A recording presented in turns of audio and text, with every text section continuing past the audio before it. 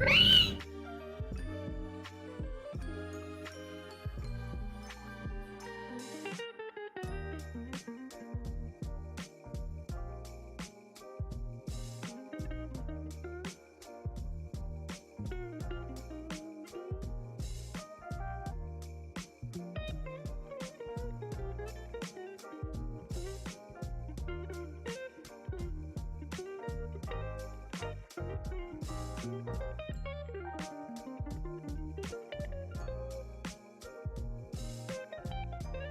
news, everyone!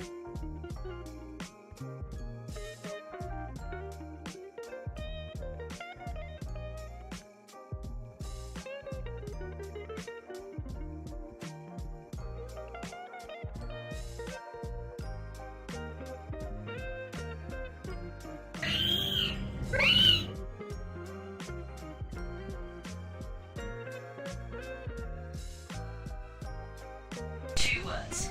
Distress bacon.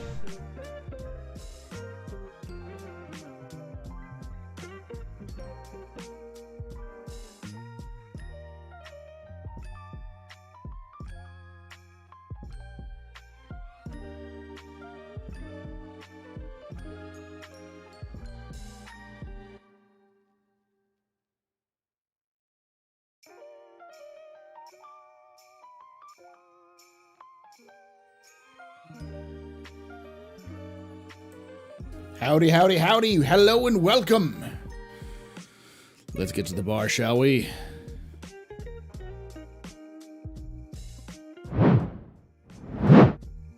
How y'all doing? Welcome. Gotta turn on the computer. Welcome to the AstroPub, your space bar at the end of Twitch. Sit back, relax, enjoy the show. We got a good one for you. How y'all doing? Refresh that. Sorry to start a little bit later. I had some issues with the graphics drivers and such. Pull up Discord real quick.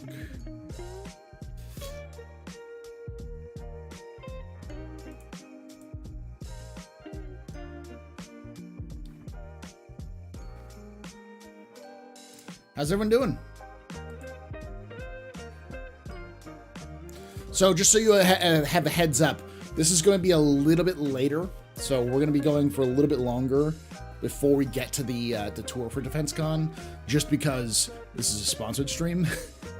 So I want to make sure that we get through some of the stuff before that. Fantastic, you got it cracking. Great, good to hear that. Question: where does the Herald fit in the Drake's naming scheme? It fits in the same kind of context that a herald would be. Is like a town crier, is someone who brings word. In terms of the old-timey sailing metaphor. So. Scrap upcyclers, yes. All right, but before we do that, this stream is sponsored by HelloFresh. That's right. HelloFresh reached out again. Before it was Factor, now it's HelloFresh. They're sponsoring me. So, to give you this idea... You can use my link, or go to HelloFresh.com and use the code POGHF109590. Yeah, so POGHF109590 to get 16 free meals plus shipping. For those of you who have not used HelloFresh before, if you remember my Factor sponsorship, we talked a little bit about they're owned by the same company. Factor is more kind of like hey, you don't want to mess around, get this, it's for them. This is more for, hey, you want to get good meals, you want simple, easy to prepare meals that you can make on a moment's notice. You don't have to worry about like going out to get the fresh ingredients, especially if you're in like a food desert, or if it's expensive. You can get a pretty decent kind of amount of foods and stuff like that. So I'm going to show you this. I'm going to have to do the plans and stuff later, but that's not what I wanted.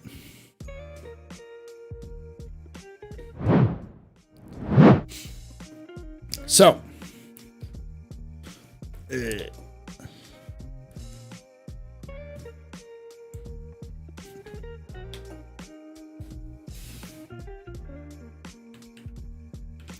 All right, so when you set this up, you can kind of choose different options, meat and veggies, quick and easy.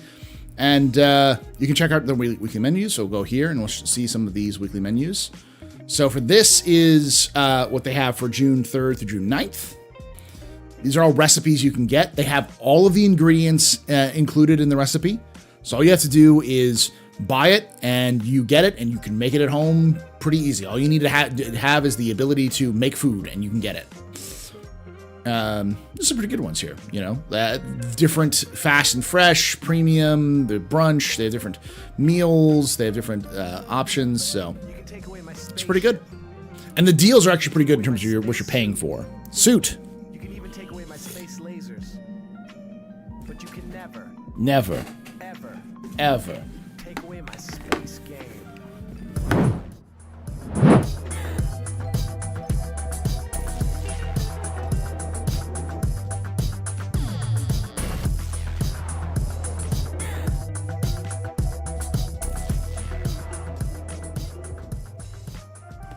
Bearded_Manato has subscribed. Thank you so much there, Bearded Minotaur, for that Triumph sub. You're a very important pupper, very impressive pisser, very new pedestrian. This is your fault. You resort Dragon Knight. Shots and cheers in chat, y'all. Shots and cheers.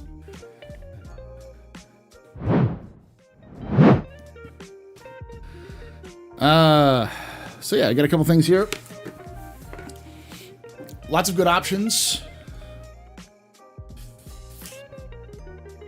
They've got vegan options. They've got meat, and they've got stuff for kids too. And so I'll go back to plans. So for instance, say you have a family of 4, right? Boom. You have 4. 2 meals per week. You can go up to 6 meals per week. This will give you 24 total servings for 4 people. And you can even go family or fit and wholesome, pescatarian, veggie. You can do all of them if you want to. Or just like, you know, hey, I got kids. You know, I don't got time to go run off to the store to go pick up stuff all the time. So here, let me just pull up this option right here, the family friendly, and you're good. So for me, I'm going to probably pick this fit and wholesome. It's only me and Cam, so we're just going to do a little bit here. You know, the 2 meals for 2 people per week. And I'm going to select this. I'm going to go back to the bar. Because if it saves my address, I don't want it to... It did. All right.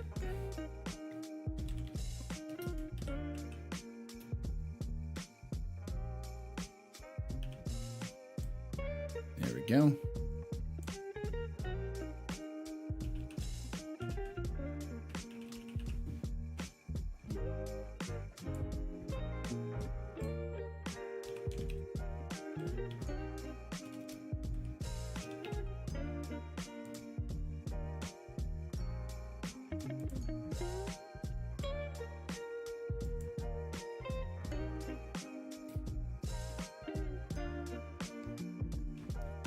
All right.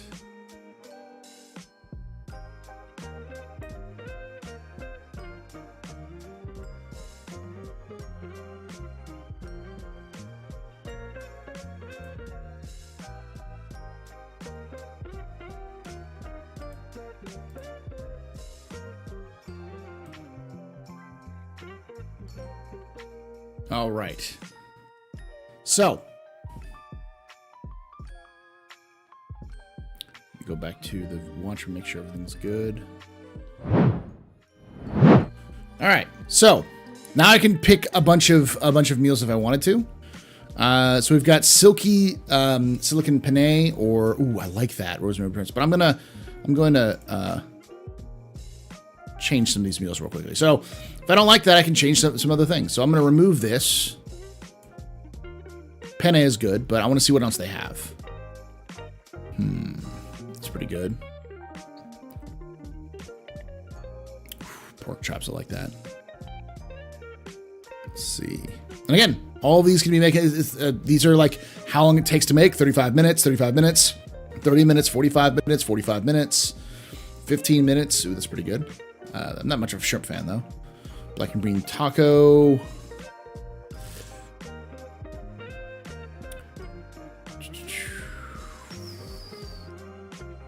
I'm gonna get this.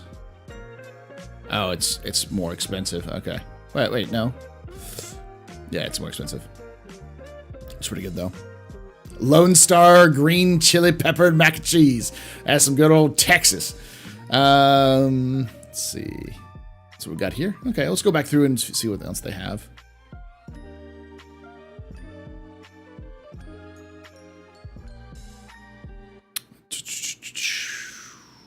I might get the Hossein glazed pork with pork chops. That sounds pretty good, actually. But then there'd be 2 pork chops things, so.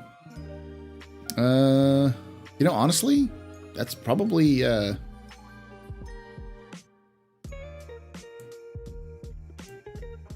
probably the best one, but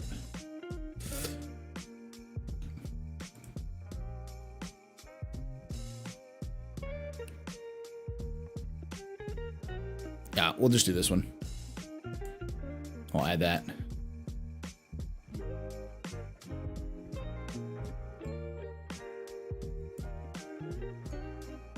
And there we go. It's good to go. It'll be here on Wednesday. So that's as simple as that.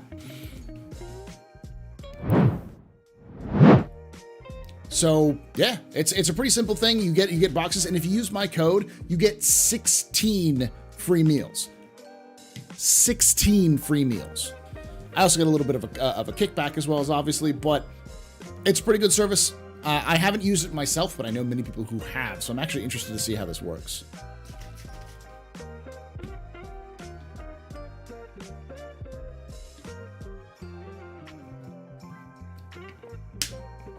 Oh, bro, I'm hungry now. I know. So check it out. See if you like it. Use the code, which is POGHF109590 for 16 meals plus free shipping. And you can also use my link, which is there, ! HelloFresh in chat, in both chats for that one. So, all right. Let me log in.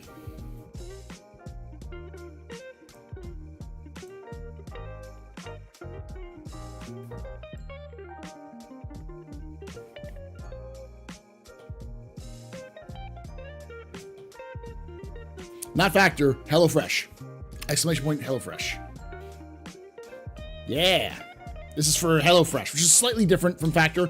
They're owned by the same company, but HelloFresh is more you prepare the meals, but it's all fresh ingredients that comes to you. You make it yourself, and you actually get slightly bigger servings, and it's slightly cheaper than Factor because of that. You're still getting a pretty good meal, like a good deal, like a full meal for like $10 ain't bad. And the more meals you get, the lower the prices are. Like I said, 16 free meals with my with my code, and you get free shipping on it. So, pretty good deal. At least to try it out to see if you like it.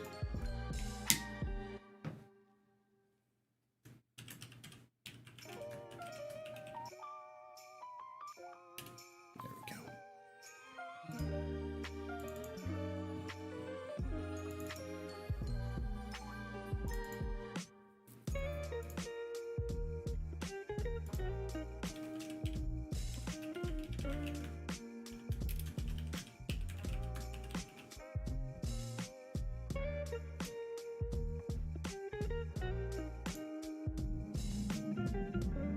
Take away my spaceship.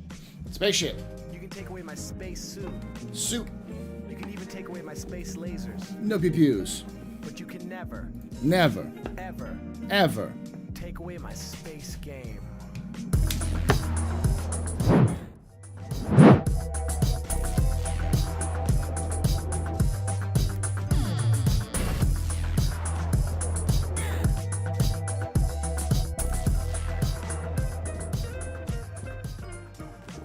Prashtadax just resubscribed for 2 months. Unfortunately spent my money on Fleet Week, but here is a Prime sub.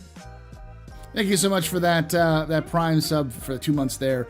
Prashtanda, you're very important, Papa. Very impressive, Pisser. If any pedestrian, this is your fault. You're the reason drinking. I had shots and cheers and chat. Y'all shots and cheers.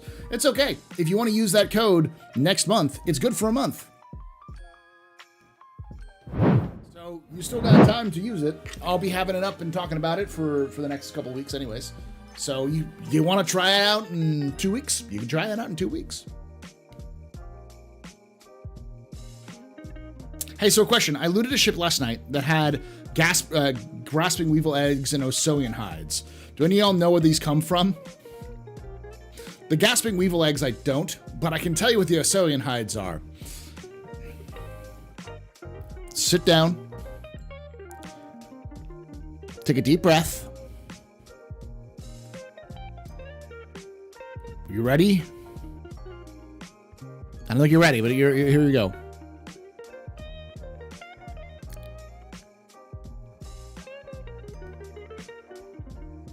Osonian hides are the skin of a sentient creature that lives, or a sapient creature actually, that lives in Oso. It's a primitive Stone Age creature that's protected, that people skin alive for their hides. It's contraband, yeah.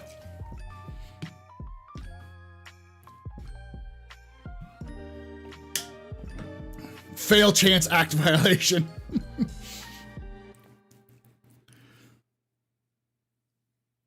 Yeah. It's contraband that you can sell though. Same with gasping weevil eggs. Don't know what a gasping weevil is, but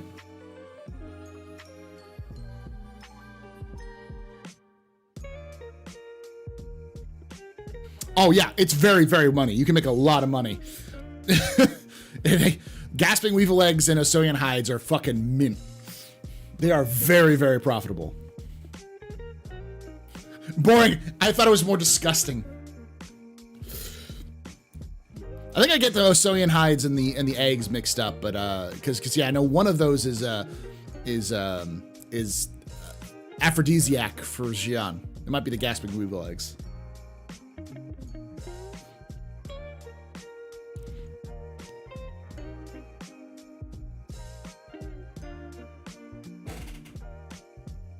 There's no way we already have one. Someone already was just like, sure, why not, Paul? I'll do it. That's great if you did, but nah, still 0. We don't know what they're used for. We just know that they're illegal. You can't get them except for in certain. Gosh, I'm not even loading into the main menu right now.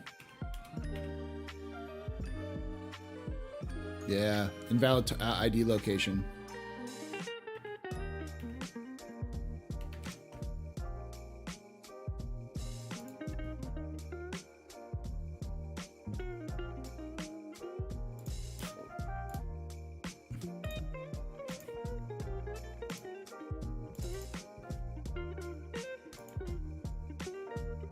Yeah, there is ways you can get around that now, though.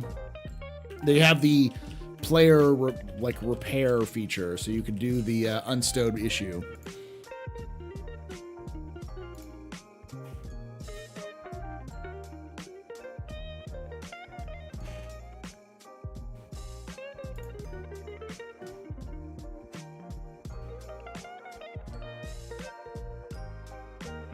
I don't quite know.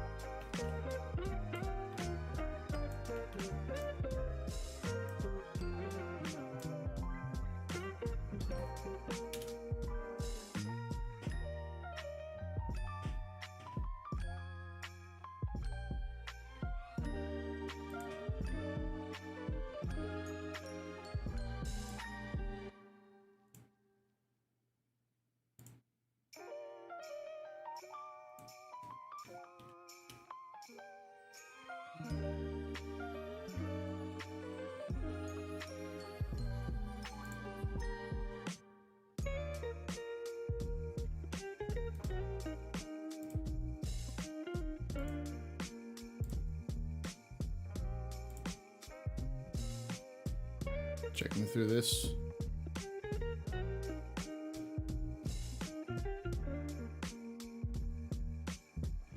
I'm at hub authentication, so I'll wait there for a moment.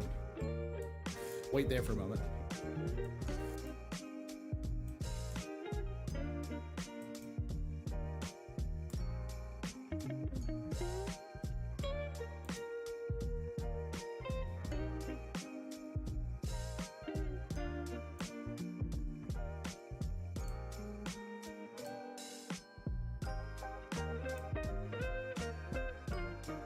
review this real quick. I'll tell you exactly what the 16 free meals is.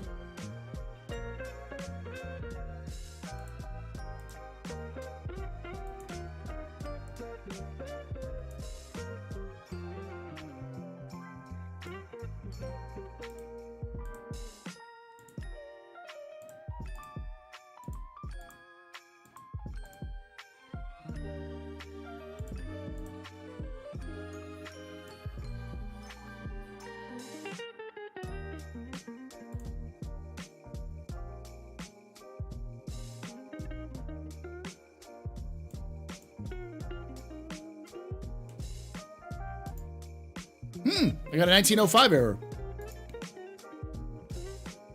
We may have to do this later.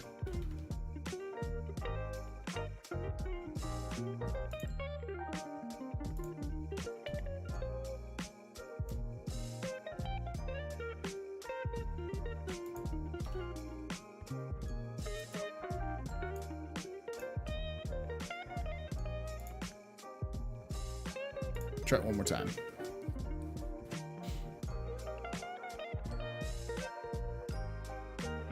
Does the Redeemer have Reclaimer have similar lore because it as the curses of the Carrick? No, doesn't have any lore as far as I know.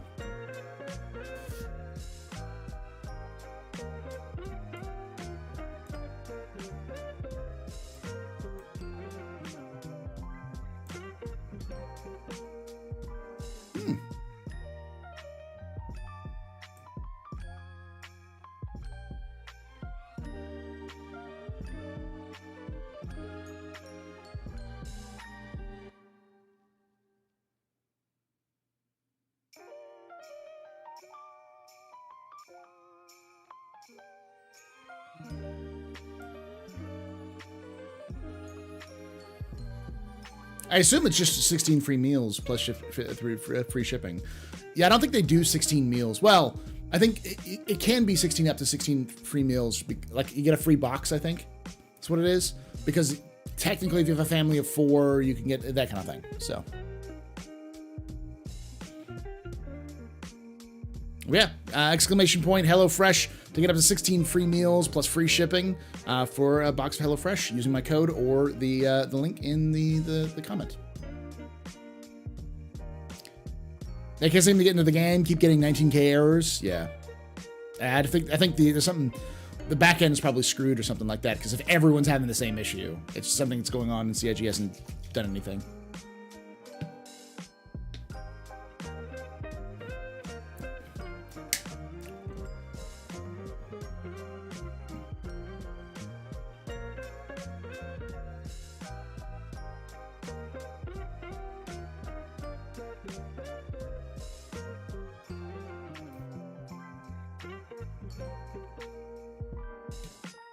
When do we hit the floor? When we can actually get into the game.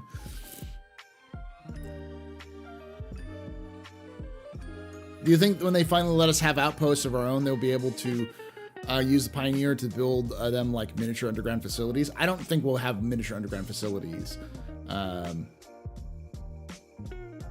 I doubt it.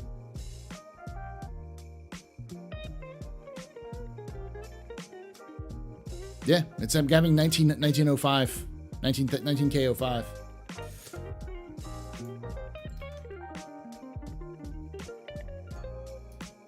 So I'm gonna close this window. I'm gonna log out, and we're gonna try this again here in about 30 minutes.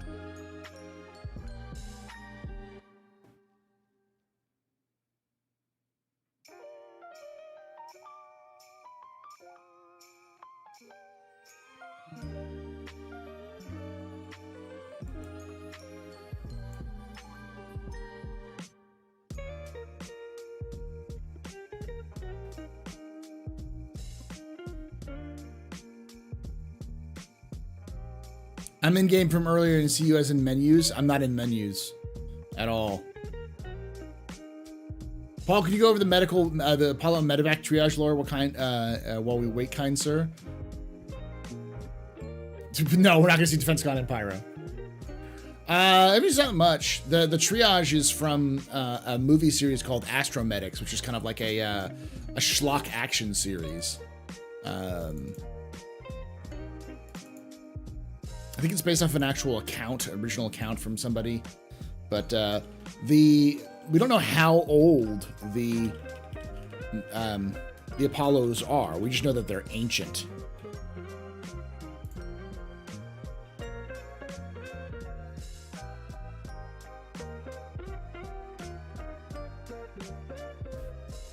Paul, as a history teacher, do you like mythology as well? Greek mythology, to be specific. I'm okay with Greek mythology. My wife knows more about that than I do.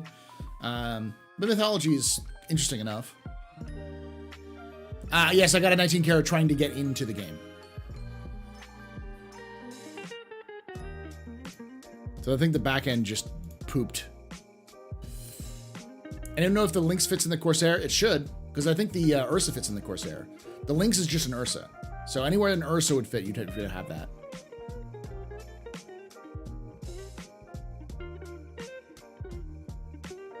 No, Medivac is the normal one. The limited one. The triage is the limited one, which is, I think, is that one.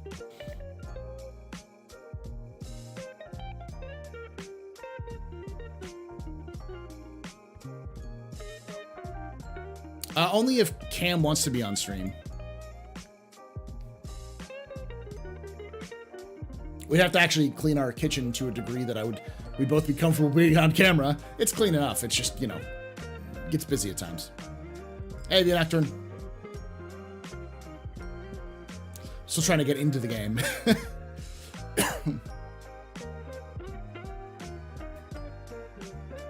How you doing, Dark Trailer?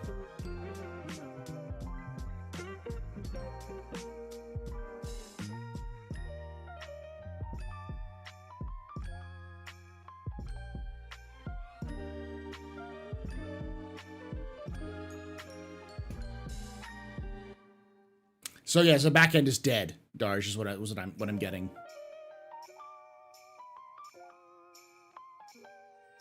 I don't get your like hostile attitude towards PES, Jaybird. It's going to be bad for a while, and it's going to be the same thing when server meshing comes in. Server meshing is going to be dog shit when it first comes in. It's gonna be poo poo. It's not going to be very good.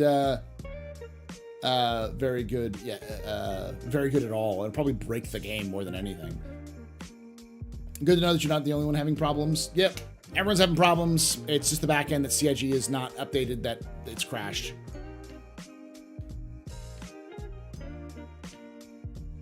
I've seen global login server queues. They happen especially during free flight when they have a lot of people.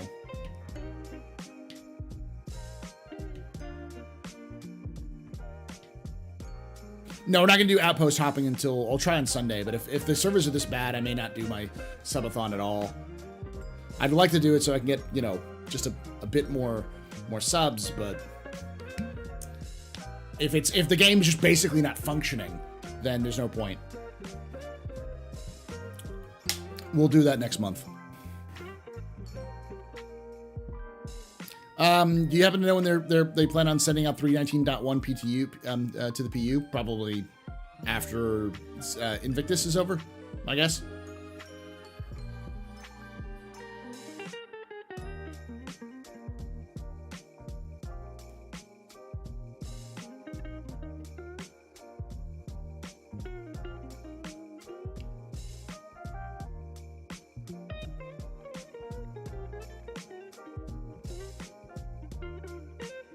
It's okay.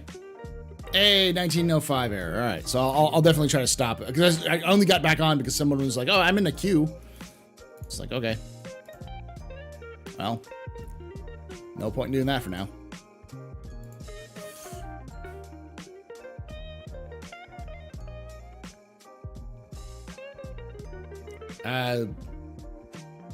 No, Rusty, I'm not gonna help you. I mean, what do y'all want to know? We can talk a little bit about Drake and such.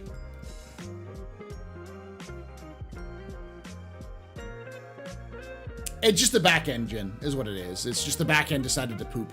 And the reason why the back end started to poop was probably because a bunch of people tried to log in, because it's, you know, about 2 o'clock p.m. here at Central, so it means it's 3 p.m. Eastern and like 11 a.m. Pacific, or no, noon Pacific. So all of the Americans are up. And they're all trying to log in at the same time, because this is the time when you try to log in.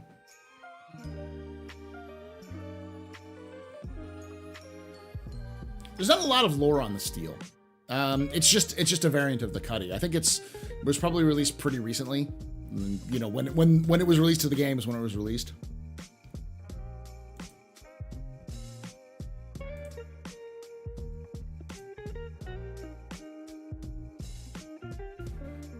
$29.51, I think.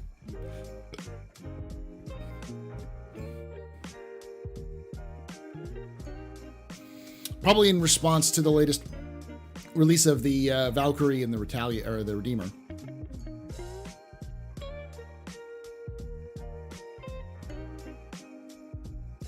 I'm gonna wait a little bit more. Let's talk. Why did the Corsair not come with a tier 3 bed? Because it doesn't need to be everything. I think one of the major misconceptions that people have about ships is that, you know, an exploration ship needs to have absolutely everything that an explorer would need. And it's like, well, we don't know how much equipment will also be available. I wouldn't be surprised if we saw something that's equivalent of a portable tier 3 bed that you can carry around with you in like cargo bays. Deploy, you know, we have stuff like that today, portable surgical suites and other things like that are make it easier for you to do things, or even portable like refineries, things you can take with you to help refine, you know, hydrogen or quantanium, but in small amounts that, you know, you have access to. So there's almost certainly going to be some of those abilities. You don't have to have a built-in medical bay, especially a ship like the Corsair, which is more of a multi-role ship. So. Yep, the back end has died. The Carrack set a bad precedent. Well, yeah, Carrack is an I-win ship. But, you know, if Tree is right and the Carrack loses its ability to respawn in the future, there's going to be so much screeching. The screeching will be heard from the heavens. Because the old design documents said that the only beds capable of respawning would be tier 1. But then they said all stations have tier 2, and then said all stations have the ability for regen. So it's like, did they change it through lore to say tier 2 can now respawn? Then it kind of reduces the impact of tier 1. So it's hard to tell right now because CIG is being coy about it, probably because they don't have a full understanding themselves if they're going to do it or not.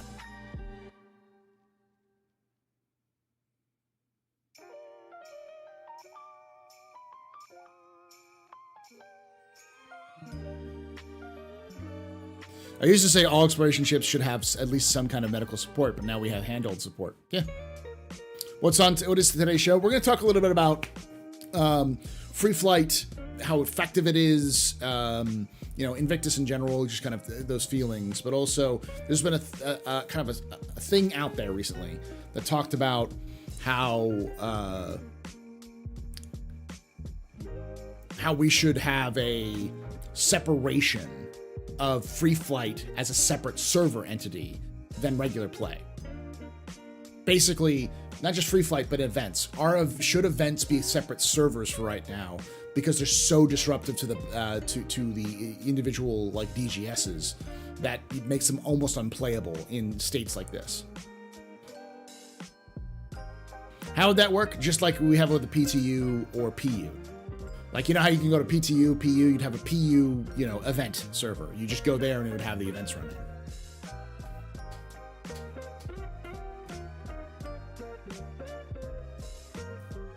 Will the players have any tidbits from SCL? There were some new potentially interesting spoken words. No, because that was written before the SCL. I wrote it and recorded it before the SCL went live. So it's mostly in the lore stuff. Hey, Execute. Executing this foot fetish.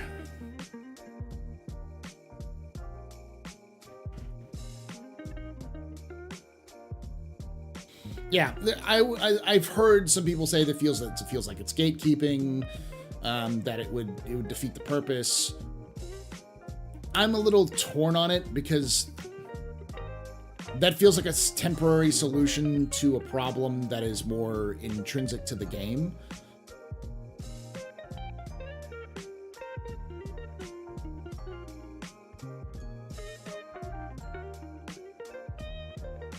Because the problem that when it comes down to it is free flights.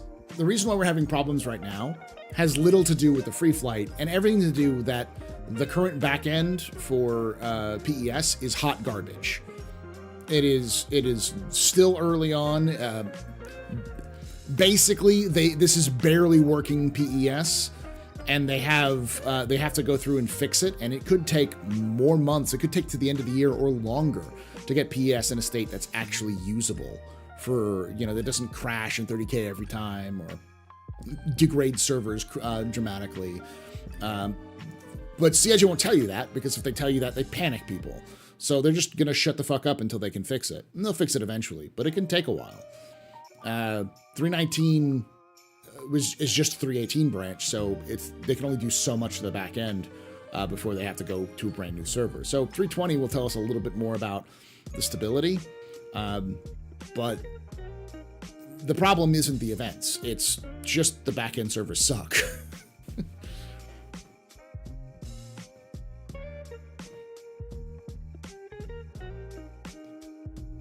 Hey, Sharkbite. Afternoon. It's afternoon for me.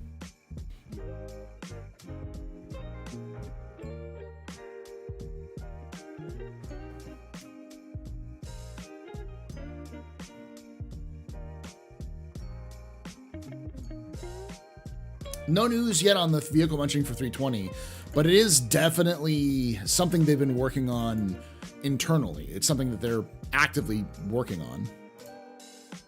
I'll try to log in again to see if I can.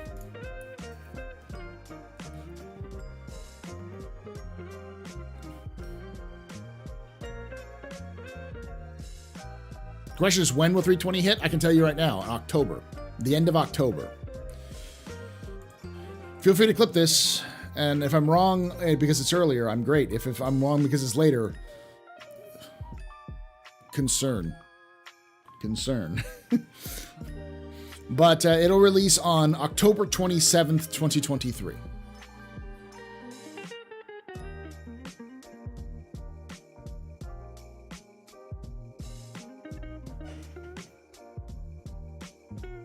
PTU is not a good indication of live performance. PTU is always better than live because it doesn't have nearly as many people hitting the backend servers because they have two separate backend servers. The backend servers for the PTU are not the same as the live servers.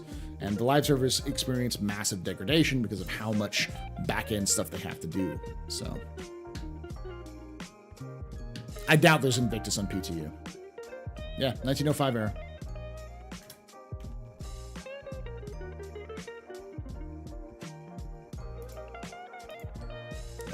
As well.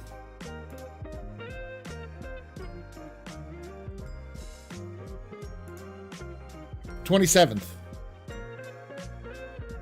That's when we're gonna do it.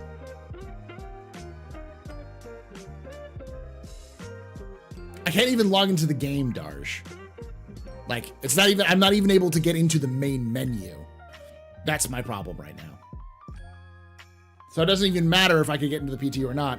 I can't get into the main menu, which is a backend server issue, not a PTU server issue.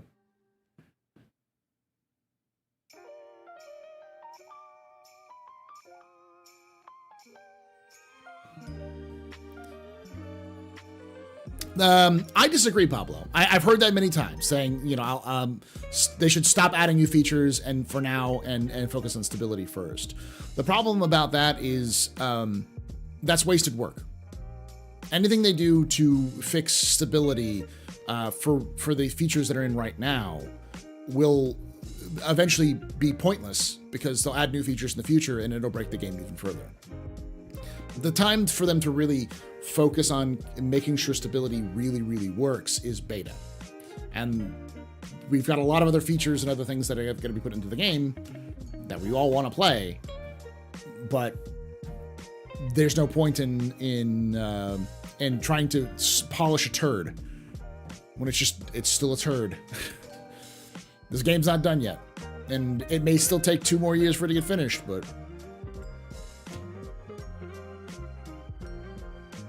so I get the feeling. I understand the mentality. I want to play this game. This game is right now playable. I want to enjoy my money that I spent on the game that I purchased. And while it's a neat idea, this game's also not finished. It's not even into like most early access. You at least have most of their like gameplay features done. Star Citizen isn't even close to that. Moved from Factory to HelloFresh. Hey, Jen. Hopefully you use my code.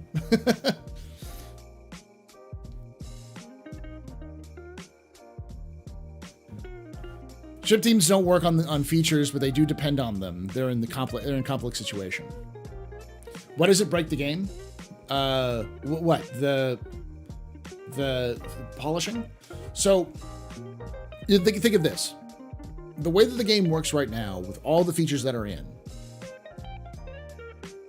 are the game that we experience. If they sat down there and they optimized the code, and they found all the little bugs and figured all the connection issues, and they fixed that up, it could take them a little bit. It could take them no time at all. It could take them a while. It's really hard to tell. But no matter what, even if it took them, let's just say, up to 3 months to get that done, it's working, and say, okay, cool, it's stable. We can release new features now. The second they add new features, it can break anything else in the things they just polished, because those features will connect to other gameplay aspects in different ways. That's the reason why AIs still stand on chairs and in seats. The reason why they do that, even though they fixed it literally every patch for the last 3 years, is because something else breaks. There's some other problem in the back end. So it always happens like that. Like that's the reason why you don't really, most game developers and software developers don't really start to polish their product until after all of the basic features have been added to the software. Because once you have all that stuff there, you can figure out all the interdependencies that will break with one another to be able to kind of make it work.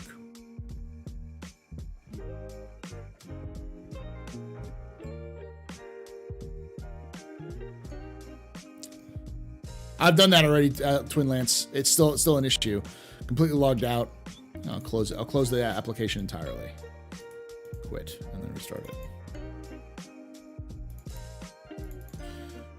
But this stream today is sponsored by HelloFresh. Make sure you use my link in the to go to HelloFresh.com and use the code POGHF109590 to get 16 free meals and free shipping. Pretty good deal. I'll be showing off the HelloFresh Thursday, Wednesday or Thursday, whenever it comes in. So,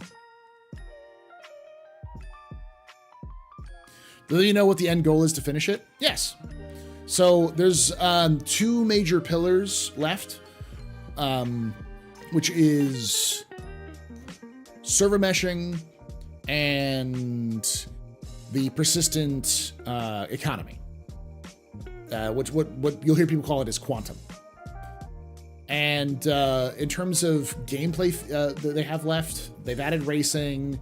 They're working on bounty hunting version 2. They're working on the better trade missions, which is coming in 3.20, and like, of course, the whole sea and that sort of thing. So a lot of people are postulating that CIG may be trying to get the first version of the dynamic economy in with 3.20. And then 4.0, which is sometime in the distant future. It could be the end of this year. It could be when the heat death of the universe happens. We have no idea. Is when they're going to do server meshing, which includes Pyro for the new star system. So sometime after 4.0 is when we're starting to see kind of like the final versions of what Star Citizen will become. There's obviously more stuff that will be added, but it's more of like an add-ons to what's already there rather than a fundamental change. And there's some other aspects like HUD and travel and some other things which are being worked on with Squadron 42, which will then port over to Star Citizen in the near future as well.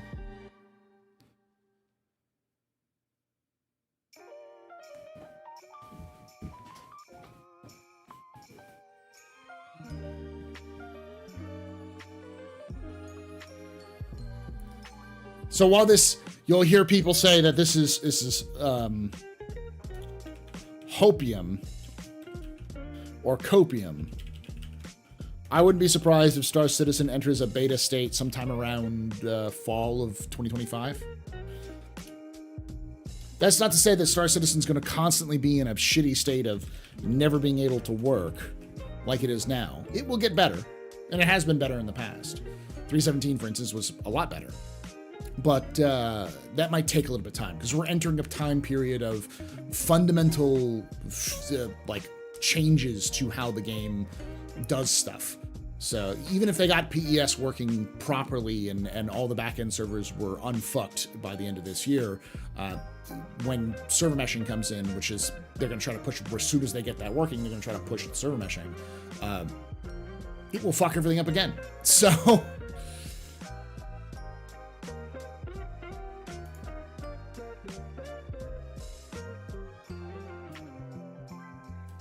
Yeah, but when you get feature complete, you enter beta. You don't really need a lot of you don't need a lot of how about this? CIG will have a lot of other systems that'll be added, but the game will be effectively where it's supposed to be by the time it reaches beta. They'll add more things and more, complexities with gameplay and more nuance of how things work, but... All right, back to hub authentication, and I'm going to get a 1905 error again.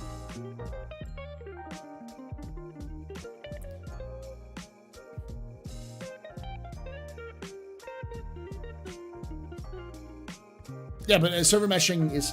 So here's the other thing that's important to remember, is that server meshing is not a goal. Server meshing is not a good thing.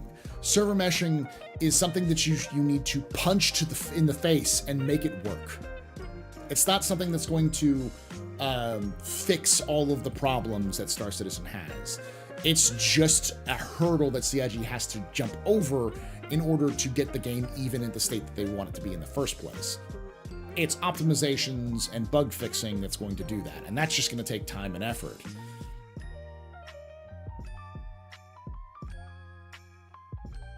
Any info when the Drake Vulture will be available in game stores? Probably 320.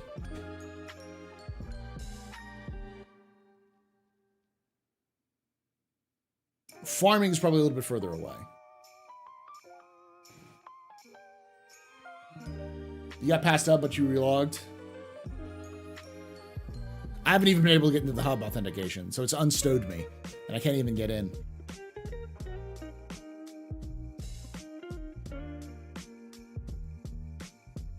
I've done logging out of launcher and back in, and that didn't work.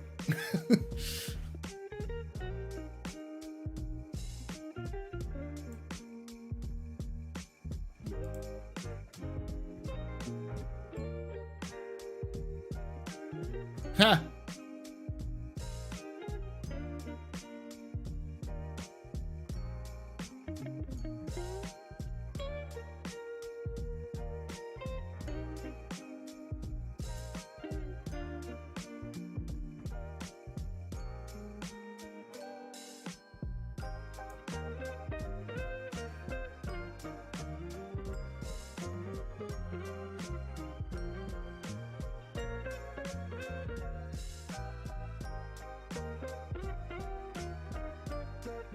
I haven't tried anything. I've just tried to get in.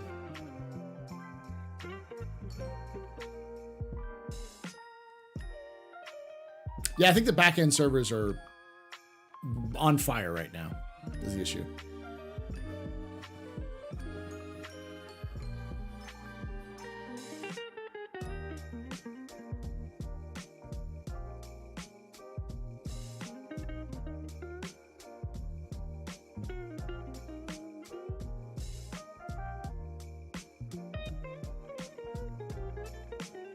PTU works. Does PTU have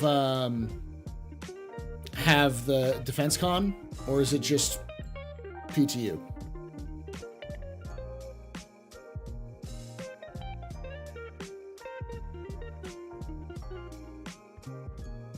Yeah, servers are just dead. It's just PTU? Yeah. So we'll try to work this. Does my promo code work outside the US? I don't know. I don't think so. I don't think it does. You can try it though.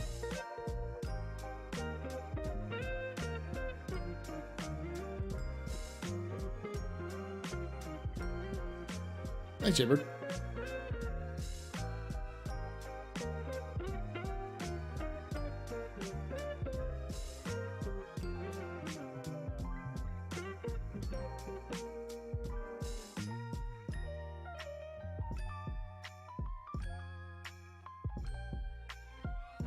This is taking longer. The hub authentication's gone longer than it has been in the past, so that's good.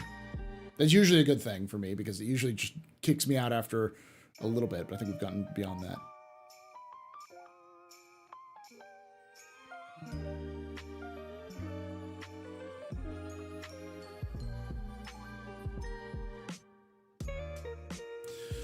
But caffeinated, you're also a caffeine fiend. You got to remember that the problem, the fundamental problem is the handoff from one server to another. That's going to be the issue. Whereas that may make sense normally, they're going to have plenty of errors where you're trying to do the handoff between one and another and you're just going to get 30K. You're just going to crash straight to your desktop. Or you try to do the handoff and it doesn't function properly, so you desync compared to the server you're in. So yeah, I've got to...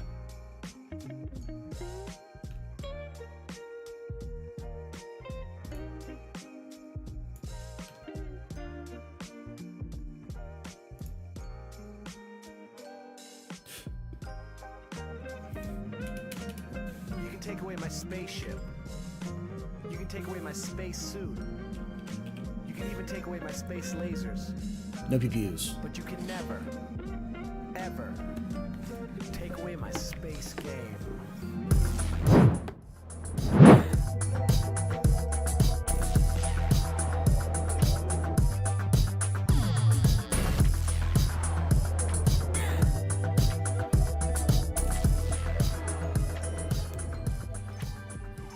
Fastcard just resubscribed for 15 months. Hey, Fastcard, thank you so much for that 15 months of support. You're a very important pupper, very impressive pisser. Hell are you? There you are. Very neighborhood pedestrian. This is your fault. You're from Dream Night. Shuss and choose in chat, y'all. Shuss and choose. All right. Yeah, I can't seem to hit OK at all. Like my mouse is missing it all entirely.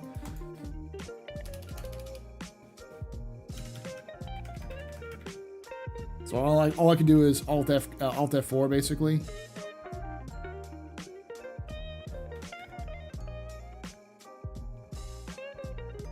So I'll do try settings. I'll try verify. Let's see if this works.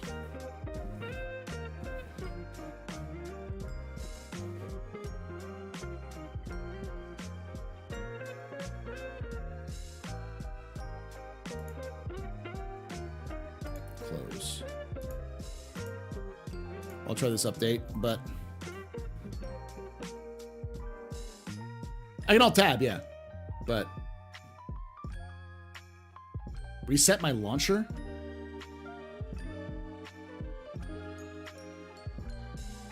Log out and close. I've done that multiple times. Logged out, close, tried again, then logged out and closed the launcher, restarted the launcher.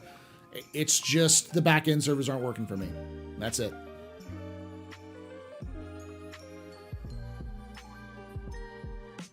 I tried the Alt Tab, it doesn't get my cursor back, so.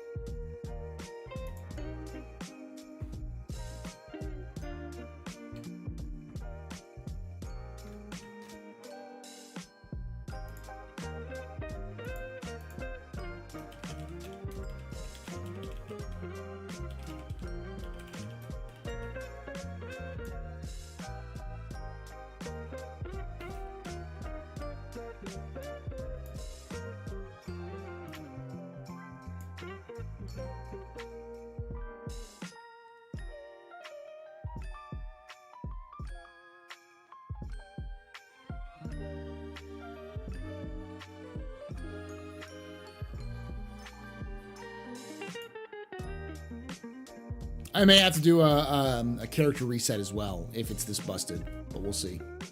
The problem with 19K errors is that sometimes you just gotta keep pushing. You just gotta keep trying, keep trying, keep trying. Hey, Sli-Fi.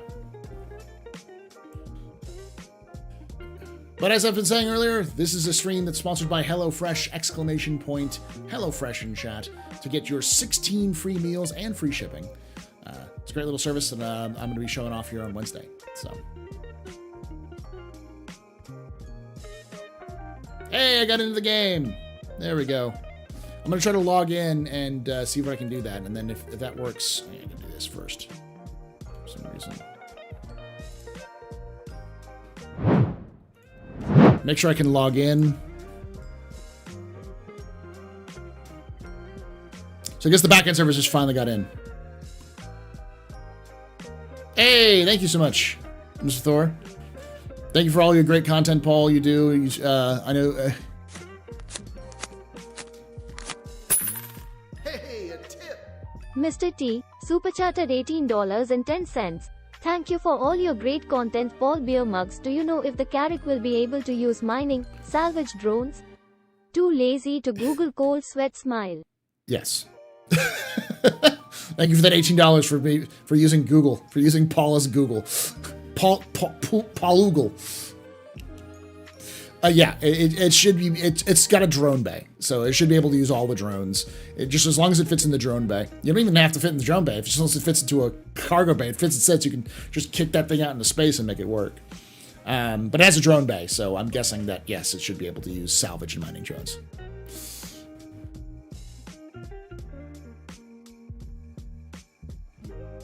Paul Google Shelly. Yeah, it was. They were down. And now it seems to be coming back up. My entities are going up and down. They're not frozen. Good with everything so far. FPS is a little wonky, but it's not too bad. Nope. Not infinite loading because my my entities are going up and down, so.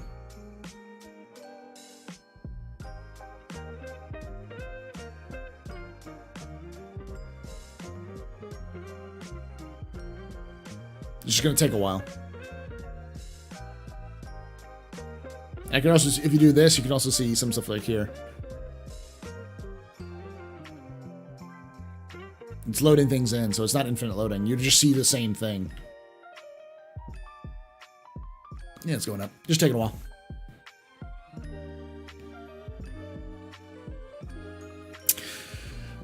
There's a new thing for it somewhere. I can't remember exactly where, but it's on their help site.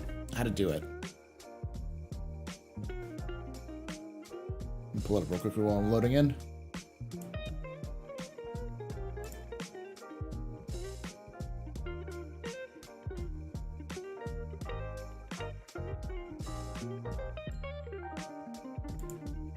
Knowledge base. Let's see what this is. Go to the RSA website, log in, go to the no.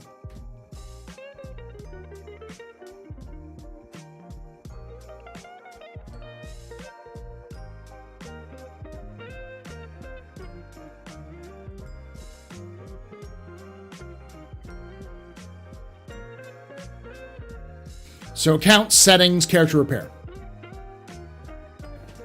Accounts, settings, character repair. So it's character repair now. It doesn't do the same thing.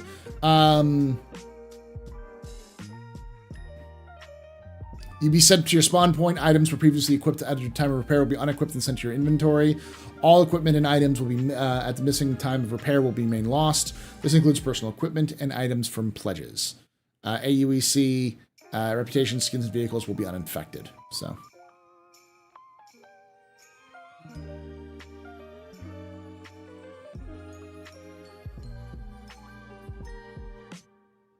Yeah, the entities are going up. They're just very slowly going up for me right now.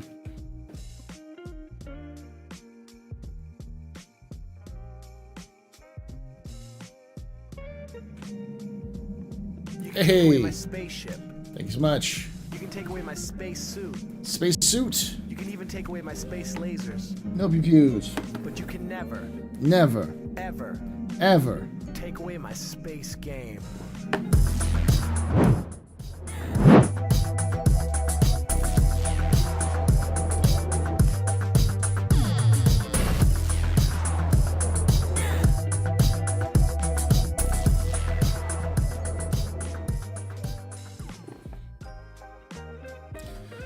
Thank you so much there to Michael. Thank you so much for becoming a member on You can take away my YouTube. spaceship.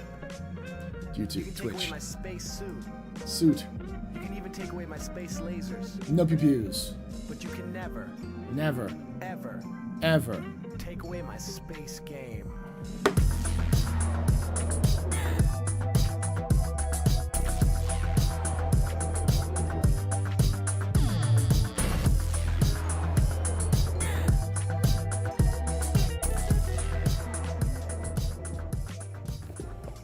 Served_chilled has subscribed. Thank you so much, Serve Chilled, for that Twitch Prime sub. You were a very important pub, a very impressive visitor, a very new pedestrian. This is your probably rich for night. Shots and cheers in chat, y'all. Shots and cheers. So I got a crash. All right, let me verify. All right, chat. I'm going to be away for a couple of seconds and come back. But as I've been saying, this entire stream is sponsored by HelloFresh. !HelloFresh in chat to get the link or my my code, which is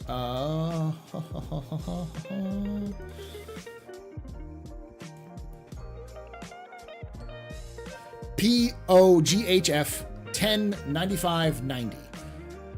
POGHF 109590. Use that code at hellofresh.com, or you can use the link to get 16 free meals and free shipping. All right, I'll be right back, chat. Don't go anywhere.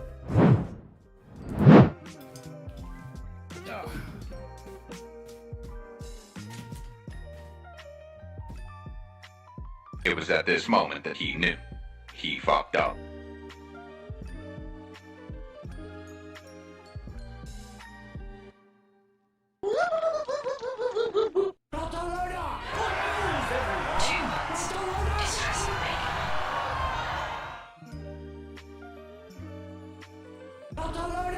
Weapons free, y'all.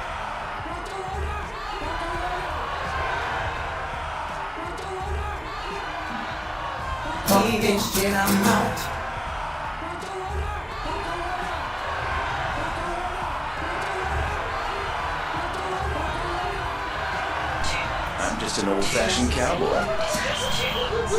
Distress bacon.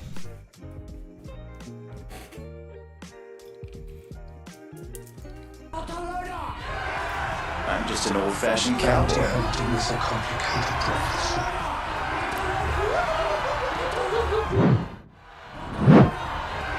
Everybody and his Stop. dog calls himself an outlaw.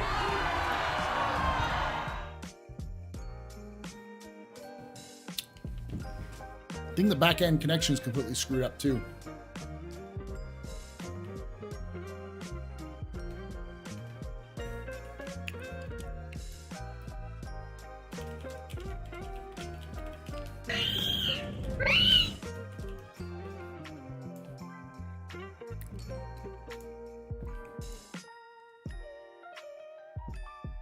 Yeah, now I can't even update my game. It broke something in the game when it crashed. So I have to re-download the whole thing. Thank you.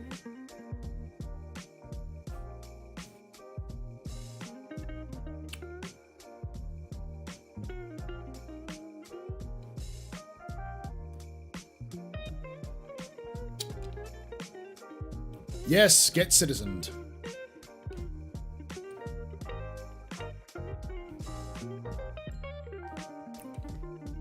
I didn't realize that the code does start with POG.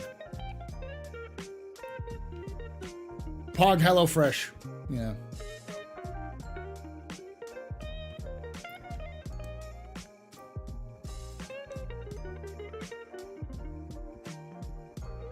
All right. Well, it's time to be drastic.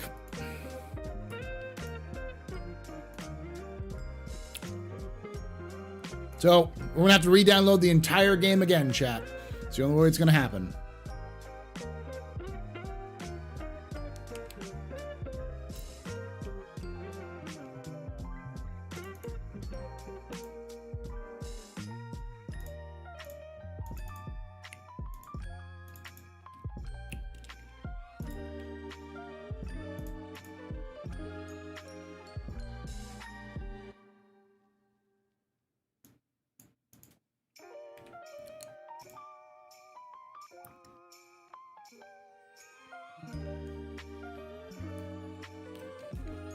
Any thoughts on the Spirits coming next month, Paul? No. Spirits not coming until till IAE, almost certainly.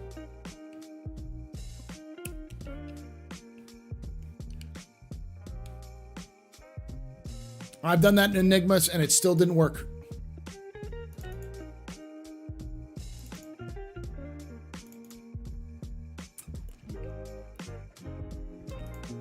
Since this is Saturday instead of office hours, would this be detention? Yes, you're all being punished for supporting Star Citizen.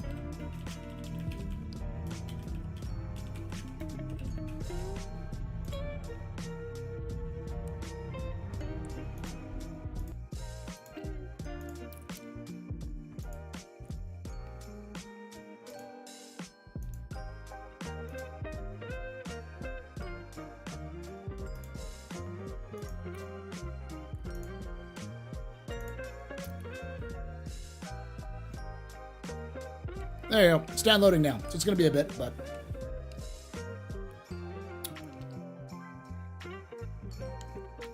Too late now, brain damage.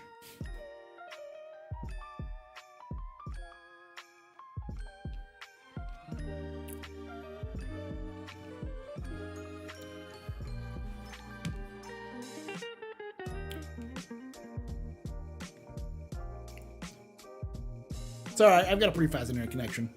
We'll be able to do it before, you know, the top of the hour.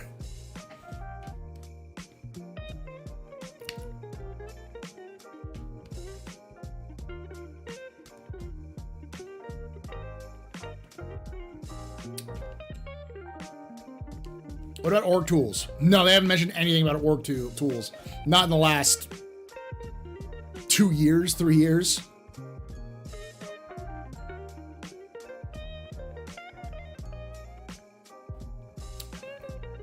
They're definitely going to be doing offices, but that for like the internal buildings, but.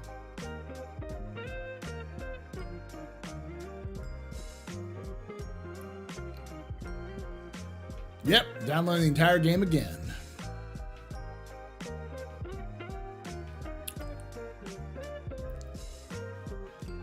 It basically broke my game.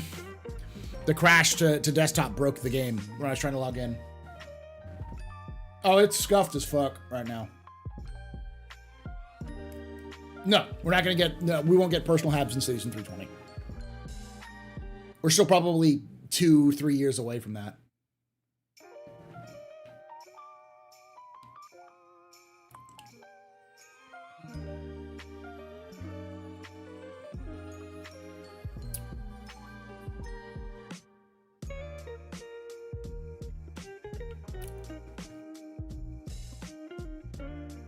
Which would be fine, but I have to download the PTU too, because I don't have the PTU.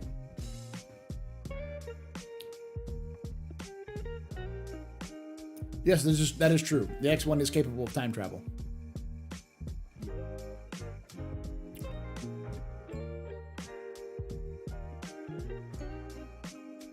The Exodus laser beam? I don't think so. That's the one that's on the Storm, right?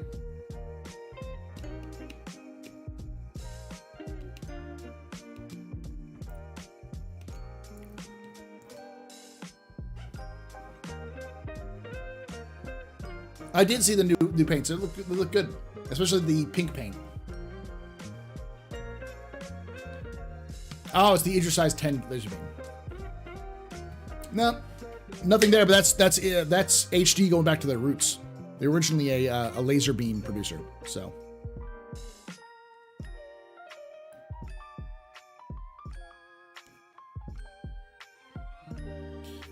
Weird idea for a ship, Paul. Wanted your opinion on it. Some sort of weird mid-sized proto-Connie that is like some old early design that was brought up to modern spec. Basically something under the Connie series in size, but barely, with the cockpit slash crew deck smoshed into one, with the big cargo bay, big enough to haul one Nova or Storm, and its only armament being 2 twin size 4 turrets and 1 tractor beam turret.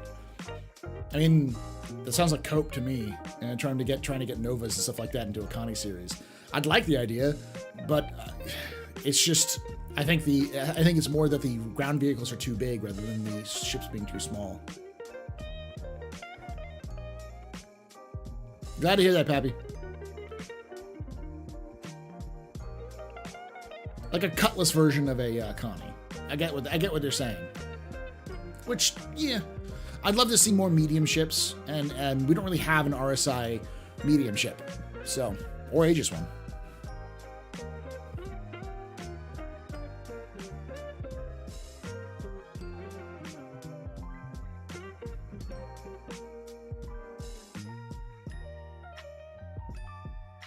Do you think we'll ever see a form of radar sharing a form of BVR air battles? The form of BVR air battles? I think so at some point, but that's going to be a while. Basically, CIG, anything that's not directly related to bounty hunting, salvage, mining, or trading is not going to be worked on. And anything that's not directly related to server meshing and dynamic economy isn't going to be worked on until all of those are done. Once those are done, then they'll start doing the like new scanner systems. Though there's apparently some new scanner systems that are being attached to the new HUD and the map, the mobiGlas and stuff like that.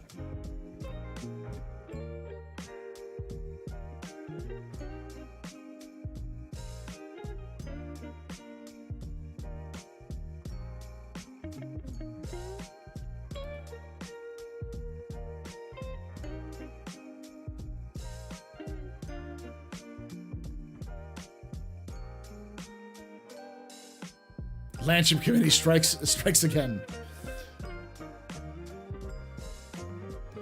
Oh, yeah, I was chatting with folks on Celine's server the other night.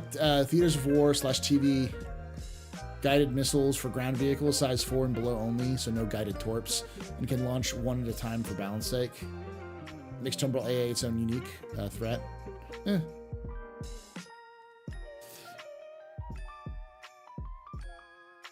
Hey, it's updating now. Don't worry, chat. It only has 412,000 files to update. Let's go on. Widescreen's pretty good. It's about between 45 and 50 megabits per second, and 75 gigs to download. What about the Apollo? We've heard nothing about the Apollo. Oh, tow missiles like the wire guided. Yeah, I can see something like that. I'm just glad the Delta Patcher exists. Yeah, well, I had to delete everything to be able to make this work.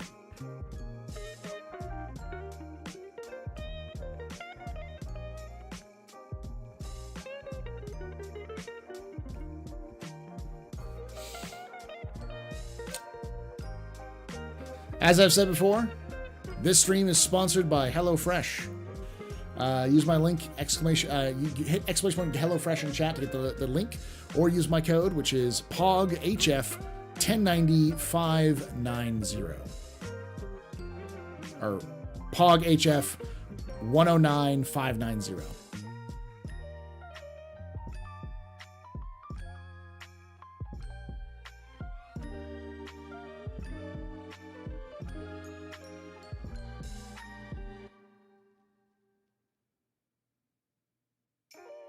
Now that speed dropped. Now it's down to 9 megabytes per second. Okay.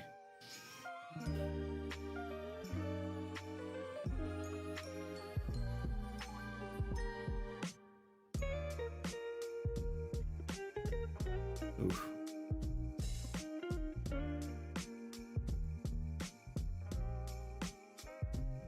It's MBS, so it's megabits, I think. Yeah.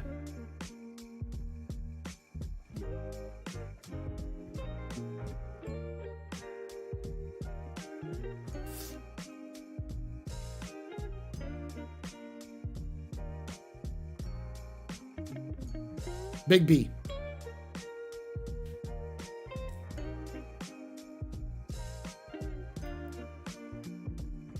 B is byte? Okay. So yeah, it's 3.5 megabytes per second. But I've got 73 gigs. Take away my space lasers. No PPUs. But you can never ever. ever take away my space game.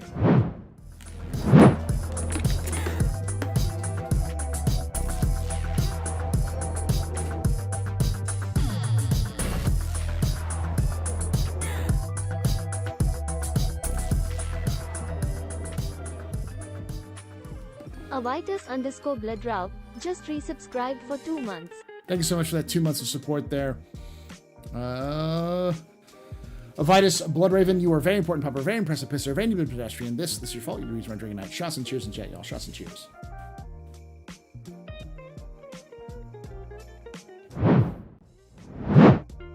No ship. Yeah.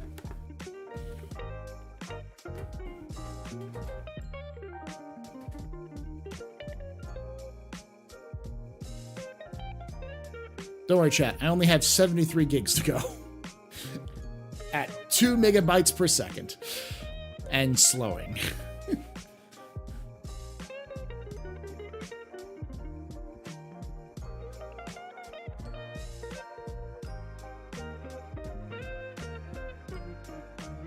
Oh, down to 1 megabyte.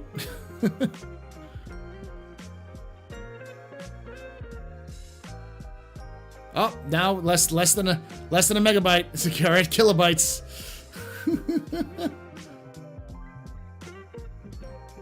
No, I've been streaming for almost an hour and a half, and haven't even been able to get into the game. So.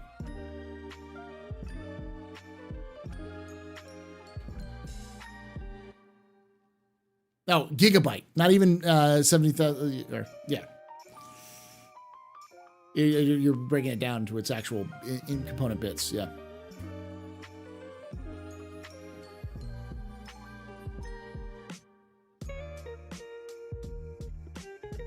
So we may have to do the tour tomorrow, just because the game just refuses to let me play it. So. How have the Invictus profits been this year so far? As far as I can tell, pretty good. Nope. I think I'm going to have to cancel the tour. Because it's just... I've had a series of fatal issues where, Star Citizen... You know how I'll say, sometimes you play Star Citizen, sometimes Star Citizen plays you? Well, this is a situation where Star Citizen plays the shit out of me, so...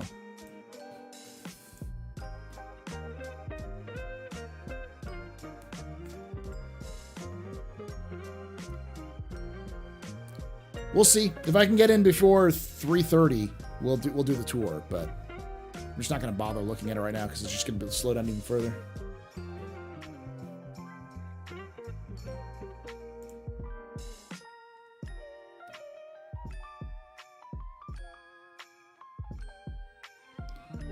According to the CCU game,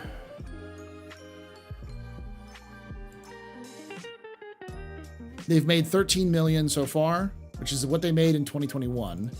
They made 21 million total in 2022, but there are still several waves of Krakens to be sold.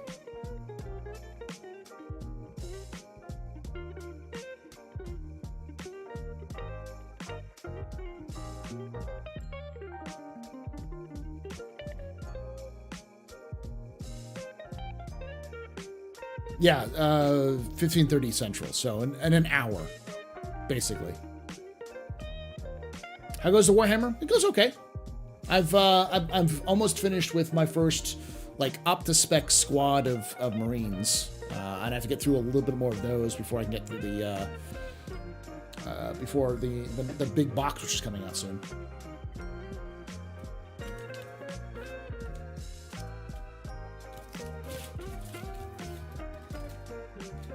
It's, I'm anticipating 2023 to be better than 2021, but not as good as 2022. So maybe 90 million, maybe 100 million. There's no way we're getting to 113 million. Unless CIG does something absolutely bonkersly good and introduces some major improvements to the gameplay. October and... November will just be kind of...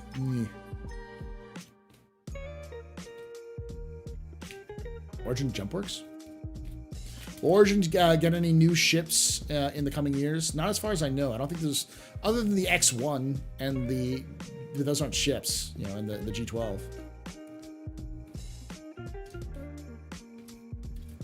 Picked up a Carrack. I blame you for that $600 if it's only capable of charting points in the future. I doubt it's going to be only capable of charting jump points. It's just expedited at that.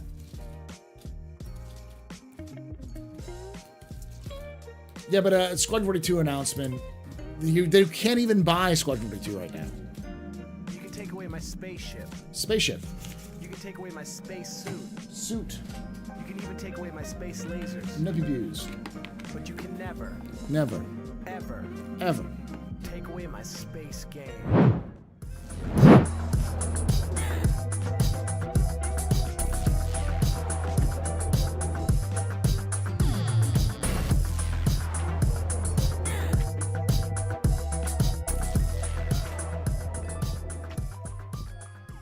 Borderkin has subscribed.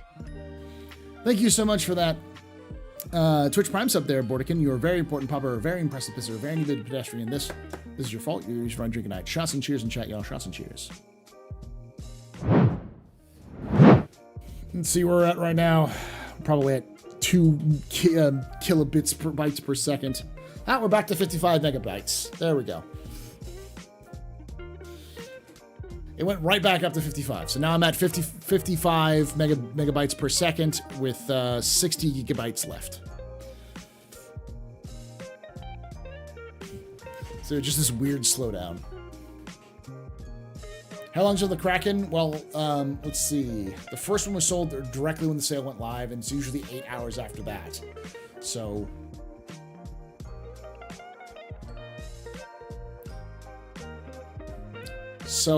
in about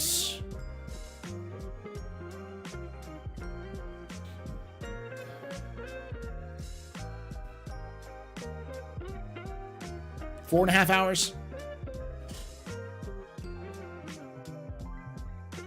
The Kraken getting a med bed? I don't know. I haven't heard about that. Oh, the 600i getting a med bed. Yes, it is.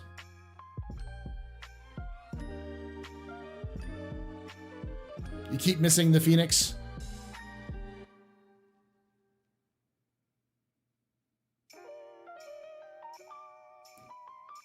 You tell me what it is, because people are saying Big B is bytes, and that's a big B.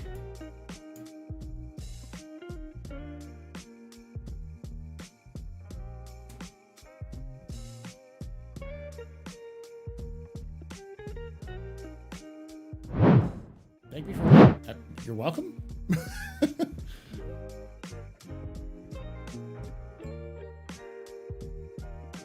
Okay, so it's bytes. Okay. 2 words. Distress bacon.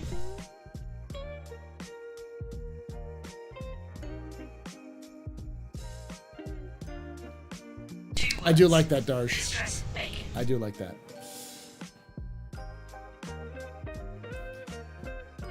I am interested in hearing y'all's thoughts. Are you underwhelmed with the current ship offerings for Invictus? Are you underwhelmed? Are you overwhelmed? Are you just whelmed? You like trolling Galactic?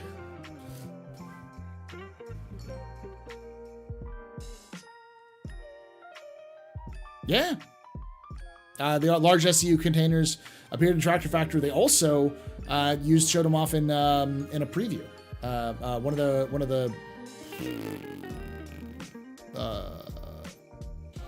One of the weekly sneakly peeklies. They showed them off too.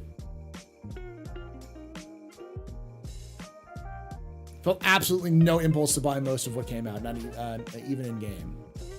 Not overwhelmed, just I'm whelmed, not over so. Underwhelmed, kinda. Underwhelmed in a cargo elevator. Yeah, I was showed in a cargo elevator. Mildly whelmed, we'll get there. The Fury was the best part of the Invictus. Honestly, it's Invictus for the shirt swag.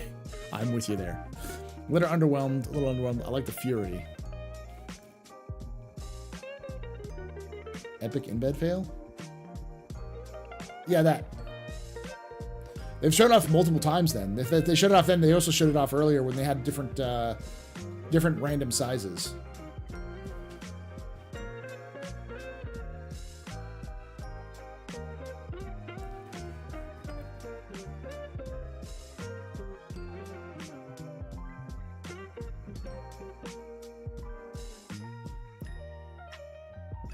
One, 2, 4, 8, 16, 24, and 32 containers, yeah.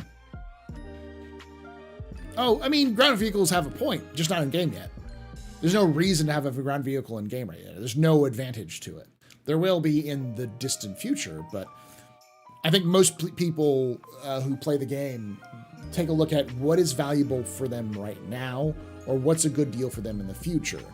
Ground vehicles are not valuable in game right now, nor are they a good deal in the future because you'll be able to get them at pretty cheap in game. So, why?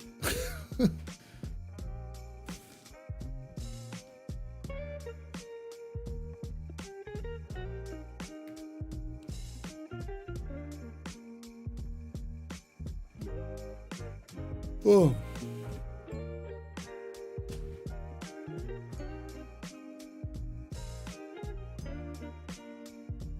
Nah, it's okay, Shark Bites. I'm uploading, so I was just thinking it might take a while, but now my speed went back up, so should be fine. We'll just start it at 3:30.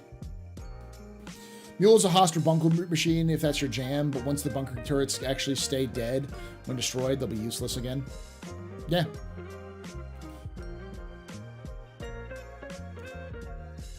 But they're not good deals long term. Because you can buy those vehicles in game for super cheap, so there's no reason to pull out money for them.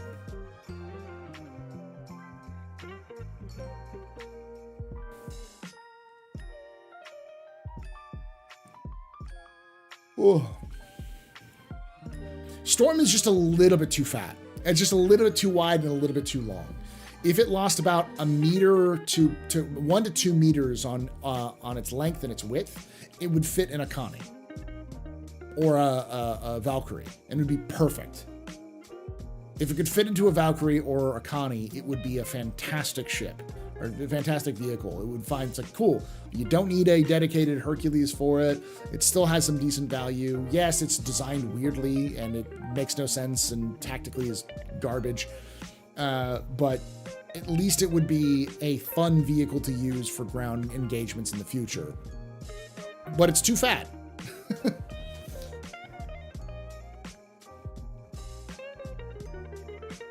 So I really like the story behind the Cyclone, so I bought one. I'm a lazy American. There's nothing wrong with that. So.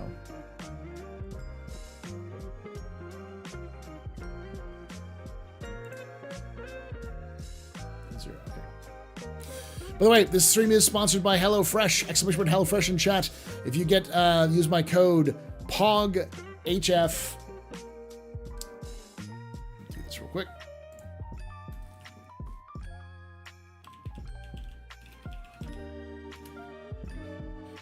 POGHF 109590.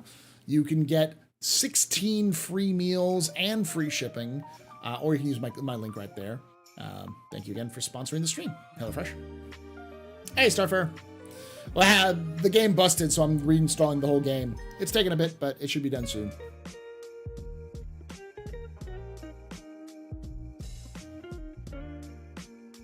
Like, I bought the Cyclone, not the Cyclone, the Ranger, like the Racing Ranger. Is it a good value? No. Do I still want it? Yeah. Picked it up because it's fun.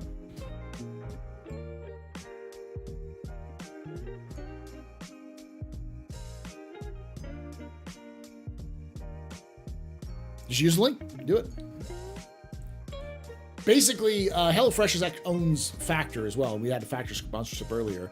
You can think of Factor as more of the, like, prepared for you to just go and grab it. HelloFresh is like a proxy meal prep service. So you still have to prepare the meals yourself, but you get all of the ingredients and all the instructions, everything ready to go once a week. So it's a nice little experiment if you want to know that kind of stuff. There's little kits that you can put together.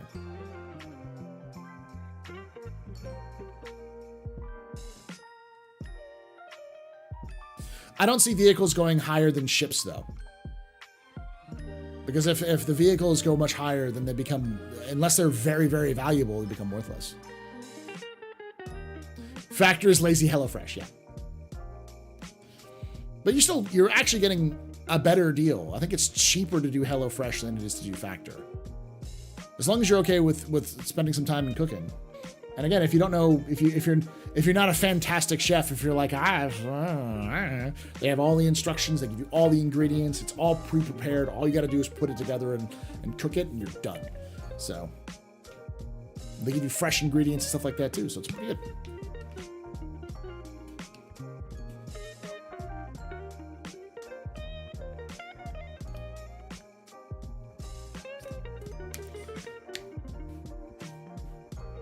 A little bit past halfway through, so we may actually get done before 3.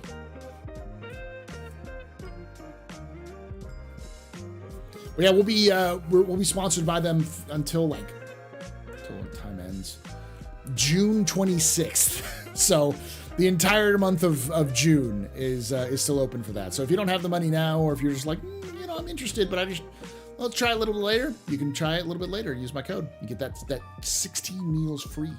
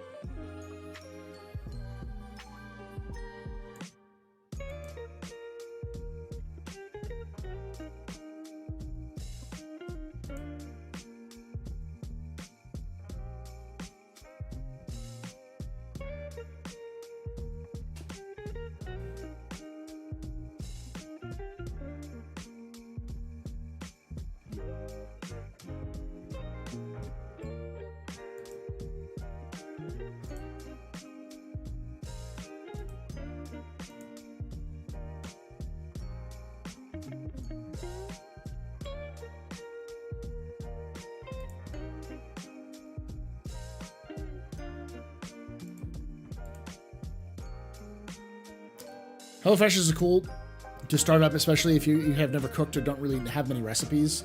One issue I have is they do use the oven a lot, which is opposite of energy efficient. But the oven is what is enabled accessibility for many of those meals. I don't know about that. I figure there's a lot of stovetop meals rather than ovens. Oh, yeah, we've known that the BM has been delayed for a while.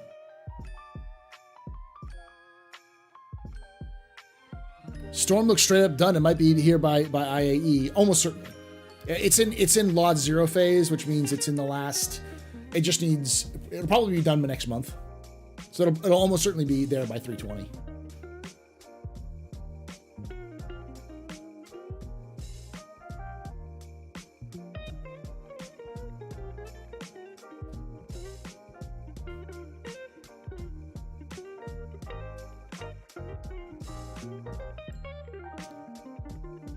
I got 7 minutes of time in Kleischer for going to the Invictus convention show floor.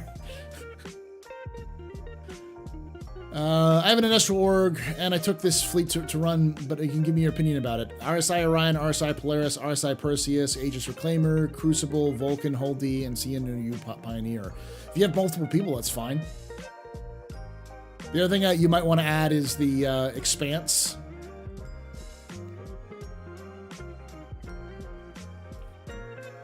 I know that the Orion has its own stuff, but the Expanse can process salvage as well.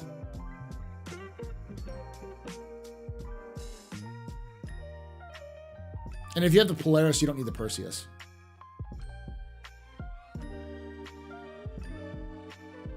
If you have the Perseus, you could still use the Polaris, but the Polaris will do more for you than that.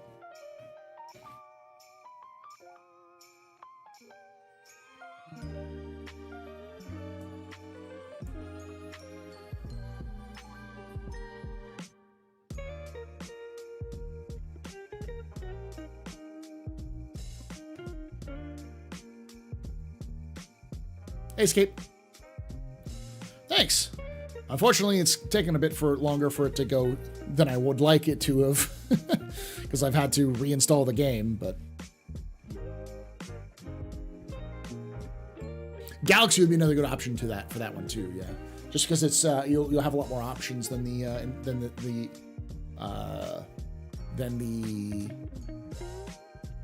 Expanse.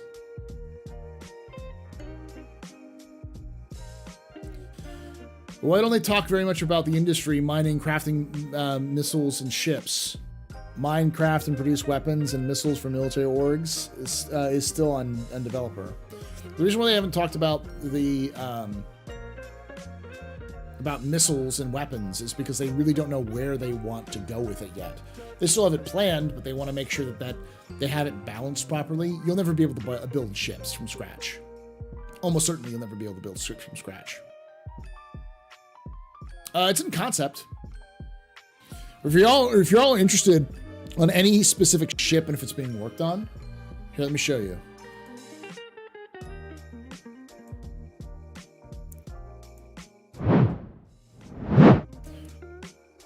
So you go to the website, you go to development, and you can go to roadmap. You'll be greeted with this progress tracker. You can go to deliverables.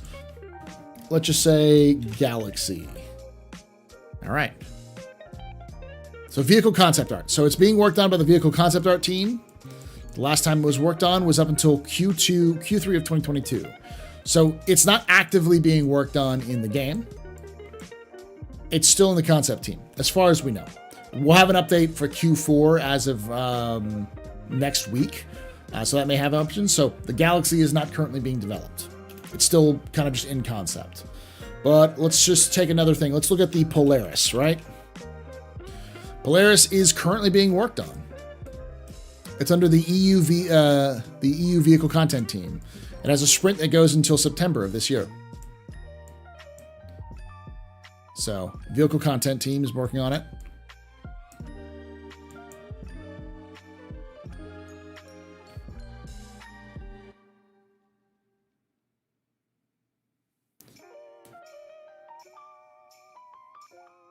Am I a suit guy? Yes.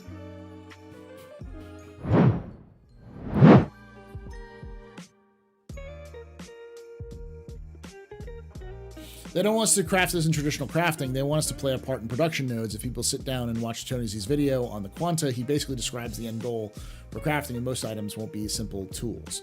That's true, but it's important to also remember that we have no idea what economy nodes are still in the game, or how they exist. There's no gameplay functionality between them, which means there will be some crafting that's more like traditional crafting, probably with a ship, because CIG loves to do their gameplay loops with ships.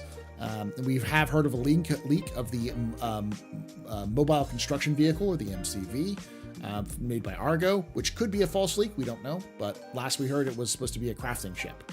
So.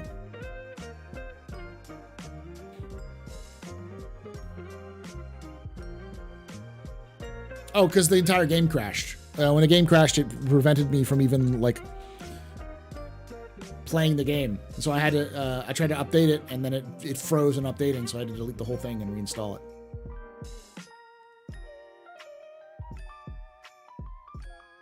There'll be crafting that requires specific materials such as iron, etc., to create object components. Yeah, but I don't know how many components you'll be able to.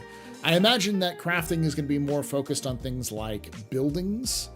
So like outposts, and then subcomponents or other things that are connected to subcomponents, like maybe batteries or power cells, stuff like that, which could be used, but you're not going to be making like shield generators with crafting like that.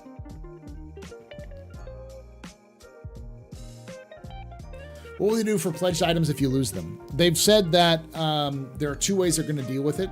One is you'll always have a means to get it back, but you'll either have to wait for time, or you'll have to do a mission or something else like that. And for things like subscriber items, like flare items, you can get them back, but you'll have to go to a specific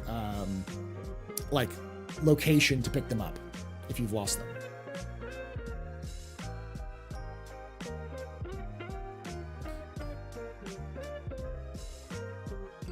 I think the most interesting point from the SC Live is they figured out how to get over the modularity roadblocks. I'm going to be looking over that tomorrow.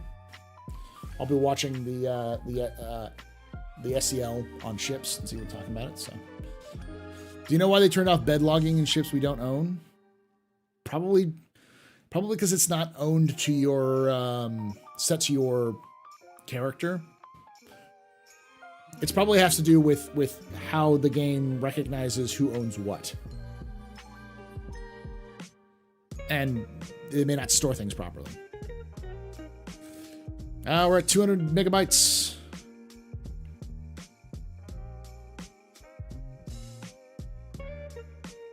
Almost there. It's an hour and 10 minutes, but I haven't had time to watch it. That too, Jim's right. It just keeps you from logging out from a ship that you don't belong to. But I wouldn't be surprised if it has something to do with things like, for instance, the whole issues with unstowed. You may not be able to be stowed because it may not recognize you logging out on the ship that is yours, so it can't stow the ship because it's not your ship. Because that's how the game functions currently. Like, permissions to stow the ship will be for the player. So if you don't have that ship and you log out, you're not the player, it's not stowing, and then it can cause some problems. You met Ed Gibson, a UK bar citizen. He explained to me about the blockers for modularity and confirmed that they had definitely figured out a way to do it now. Also, that we can't just swap modules out the way we do now. We have to go to a dedicated fitting station. Yeah, that's what... Why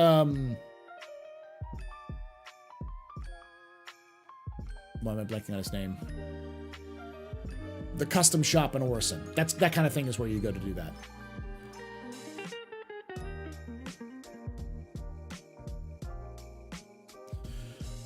When do you think the Vulture will be available for in game to want to try salvaging? Well, you can try. You can do it with the Retaliator or the Reclaimer. That's in game right now. But to buy it in game, not until 320.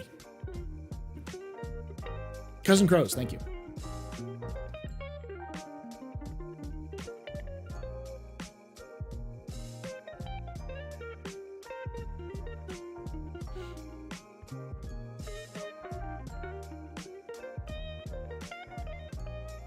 That's true. You can rent the Vulture right now for free for 2 days in game right now, but you won't be able to buy it in game. All right, let's log in and see if this actually works. As I've said before, this stream has been sponsored by HelloFresh. Exclamation word HelloFresh in chat to get the code. You can use my link to get access to it, or you can use my code, which is POGHF 109590. That'll get you 16 free meals plus free shipping. We'll be showing off some of it in the stream on Wednesday. We'll do a special stream on Wednesday. But yeah, it's a great little meal service.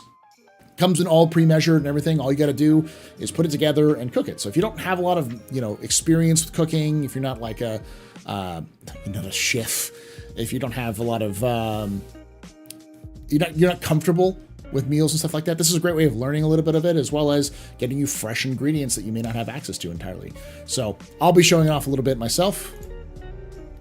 I gotta do this. Forgot.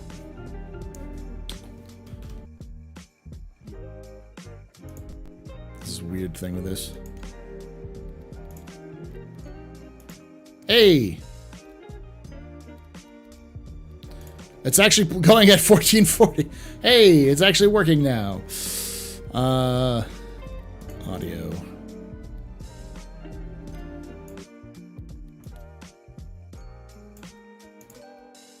All right. I'm going to try to log into the game, and then if that works, I'll start inviting people in if I need to. I'll go to OS first.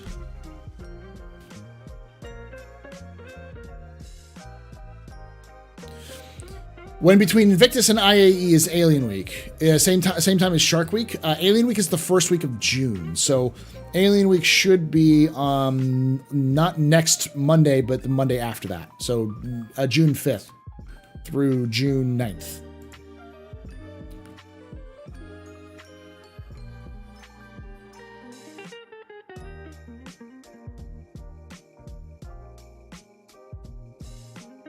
Hey, Lakota. Hype for the new car 2 paints? Yes. June 11th. They usually last a little bit longer, but unfortunately, it's nothing in game. I really wish they had something in game. Like, in theory, there's actually a hey. Save my character at least. I'm in. We're good. Solid.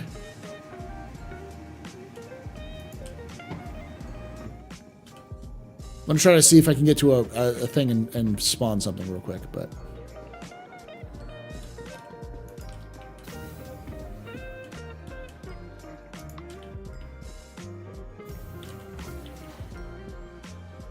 It could start on June 2nd, but that's really close to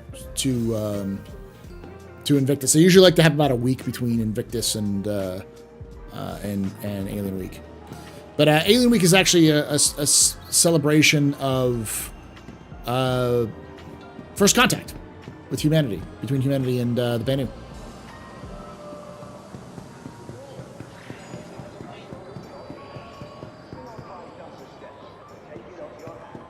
There's no AI around here. What the fuck happened?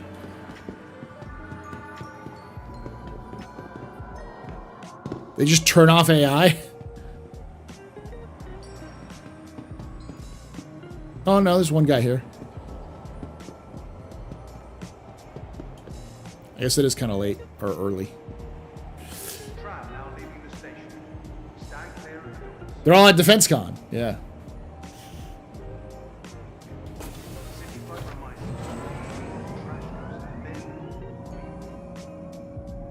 There are actually 3 different alien civilizations. Actually, more than that. 3 that are the main ones.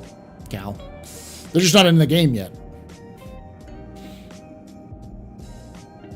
Tavarin have their own ships in game. So do the Xi'an and the Banu. All of them have their stuff, and the Vandul. 4 actually. 4 alien civilizations.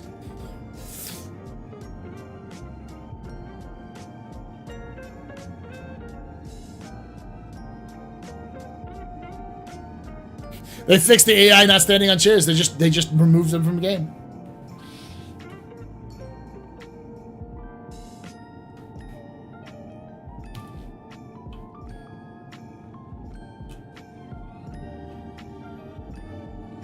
Now arriving.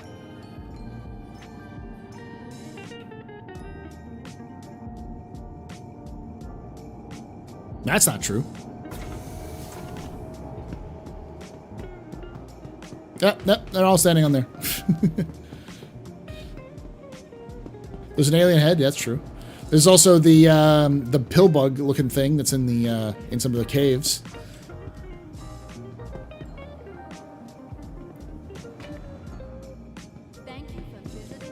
There's also the Vandul in Vandul Swarm.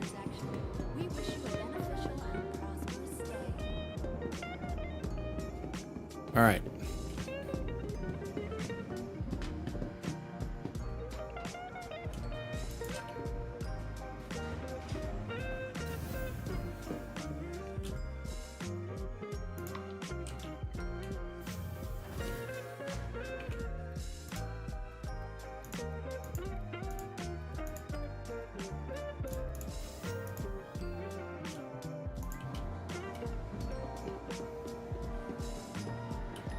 Buy a t-shirt. Because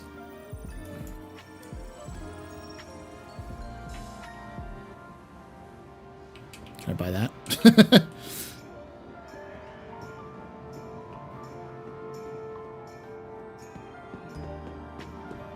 It's great.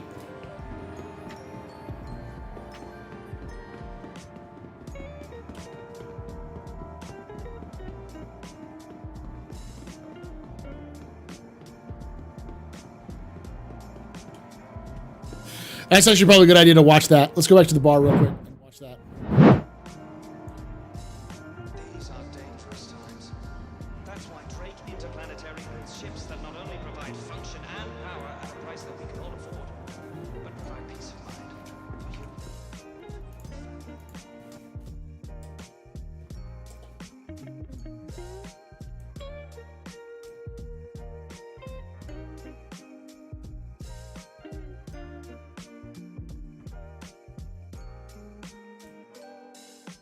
has everything to do with you watching right now. That being said, not even half of you are subscribed to the channel, so if you've been enjoying the videos, be sure to hit that like button, and if you haven't already subscribed, then be sure to hit the subscribe button and the I don't know who this guy is, but he's got a very sexy voice. Videos. If you want to go the extra mile, we also have YouTube memberships and Ko-fi for financial donations.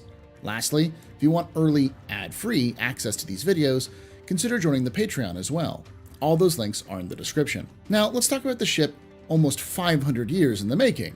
So about half as long as you've been waiting for it to come out in game. By the way, if you're going to make that joke in the comments, you owe me $1. Yes.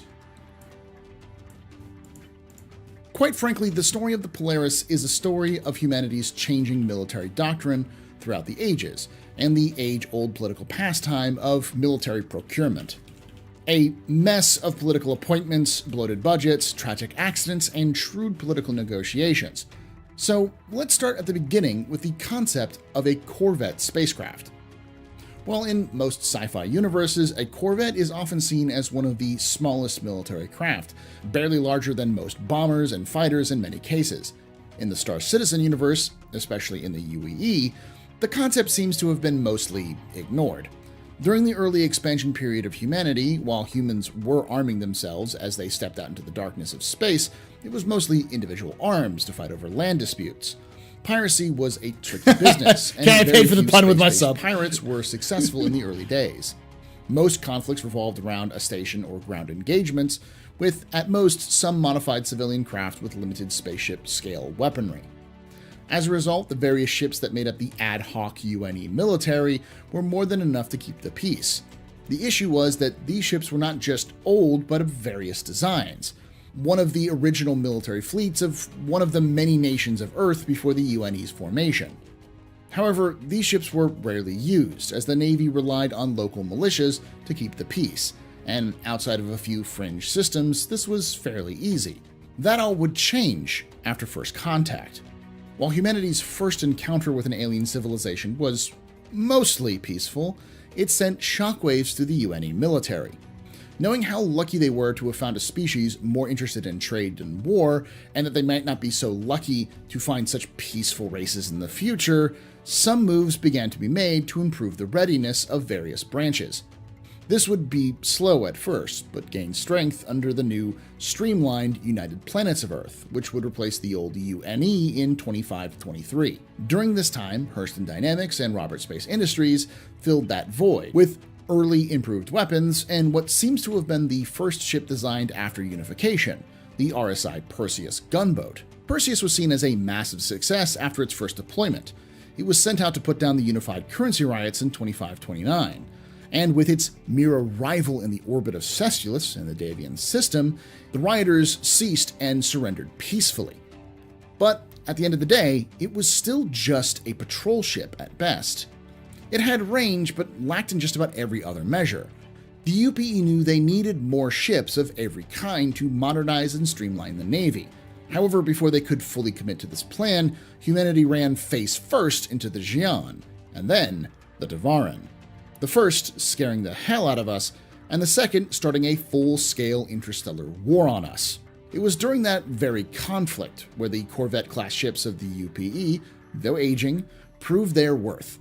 The UPES Gilchrist, a small Corvette-class ship, was on a routine patrol of a supposedly safe system when all hell broke loose. The ship was ambushed, first boarded by the elite Naule of the Tevarin, and then being surprised by a strike fleet. The ship's commanding officer, Commander Hester Polaris, She looks like she's seen some fought shit. off the borders while continuing to command the ship's action against the emerging strike fleet. She used the ship's speed, maneuverability, and local environmental conditions to engage the fleet.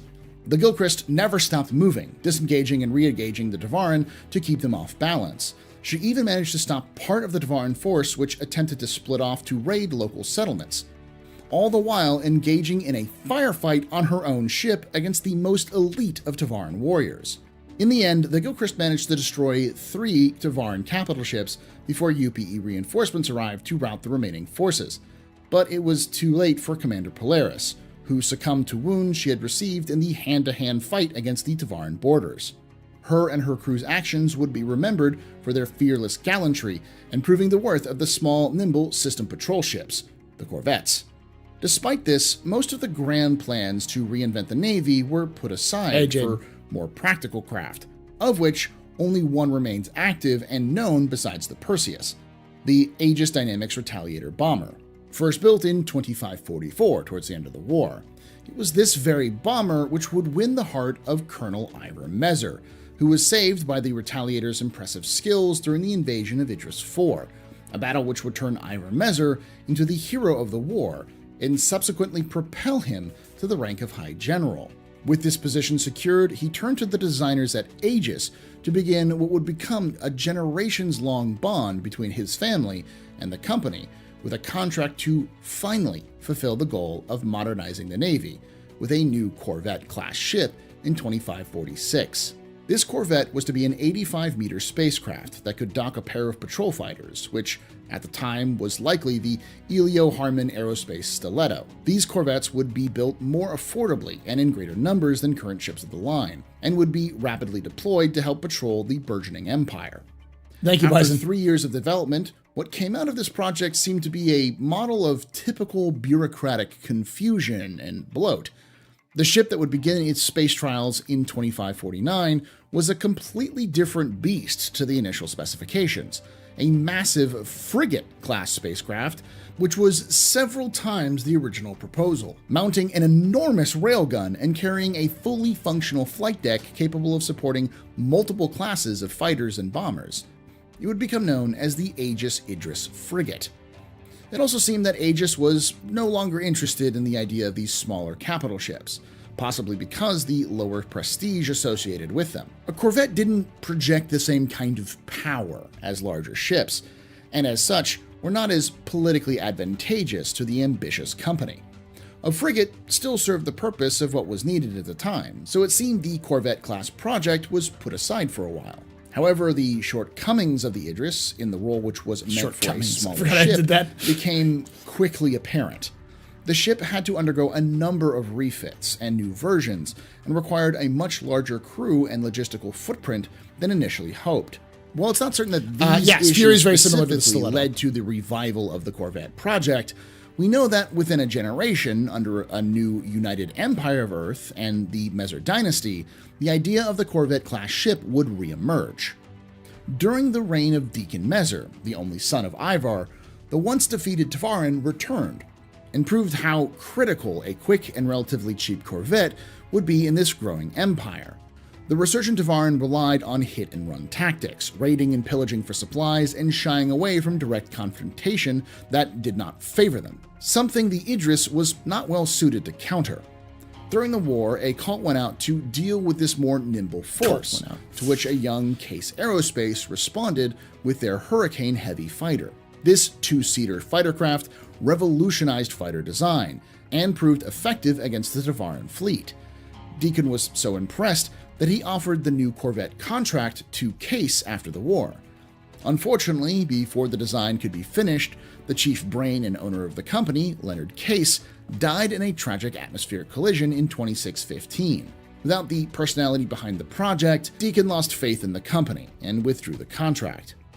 However, internal issues in the military and his own family seem to have distracted Mezer II, and thus the Corvette project once again fell into obscurity. 500 years. With his descendants much more focused on larger and more grand capital ships to project their might, or more advanced fighter craft to display the technological superiority of humanity, the idea of the humble system protection ship seems to never be politically viable enough for the Mezers or the companies that worked with them. In fact, the Mezers from the third onward were far more interested in assassinating or imprisoning rivals, including their own family members, than modernizing the military. Spending then for the military was given to friends in the military-industrial complex, with seemingly very little desire to actually see the result, and more as a means to reward loyalty. Programs like Project Vespa and what would become Apocalypse Arms were designed as wonder weapons, at best used to terrify the populace into submission, but often never really being functional. However, that all changed after the first encounters with the Van Duel.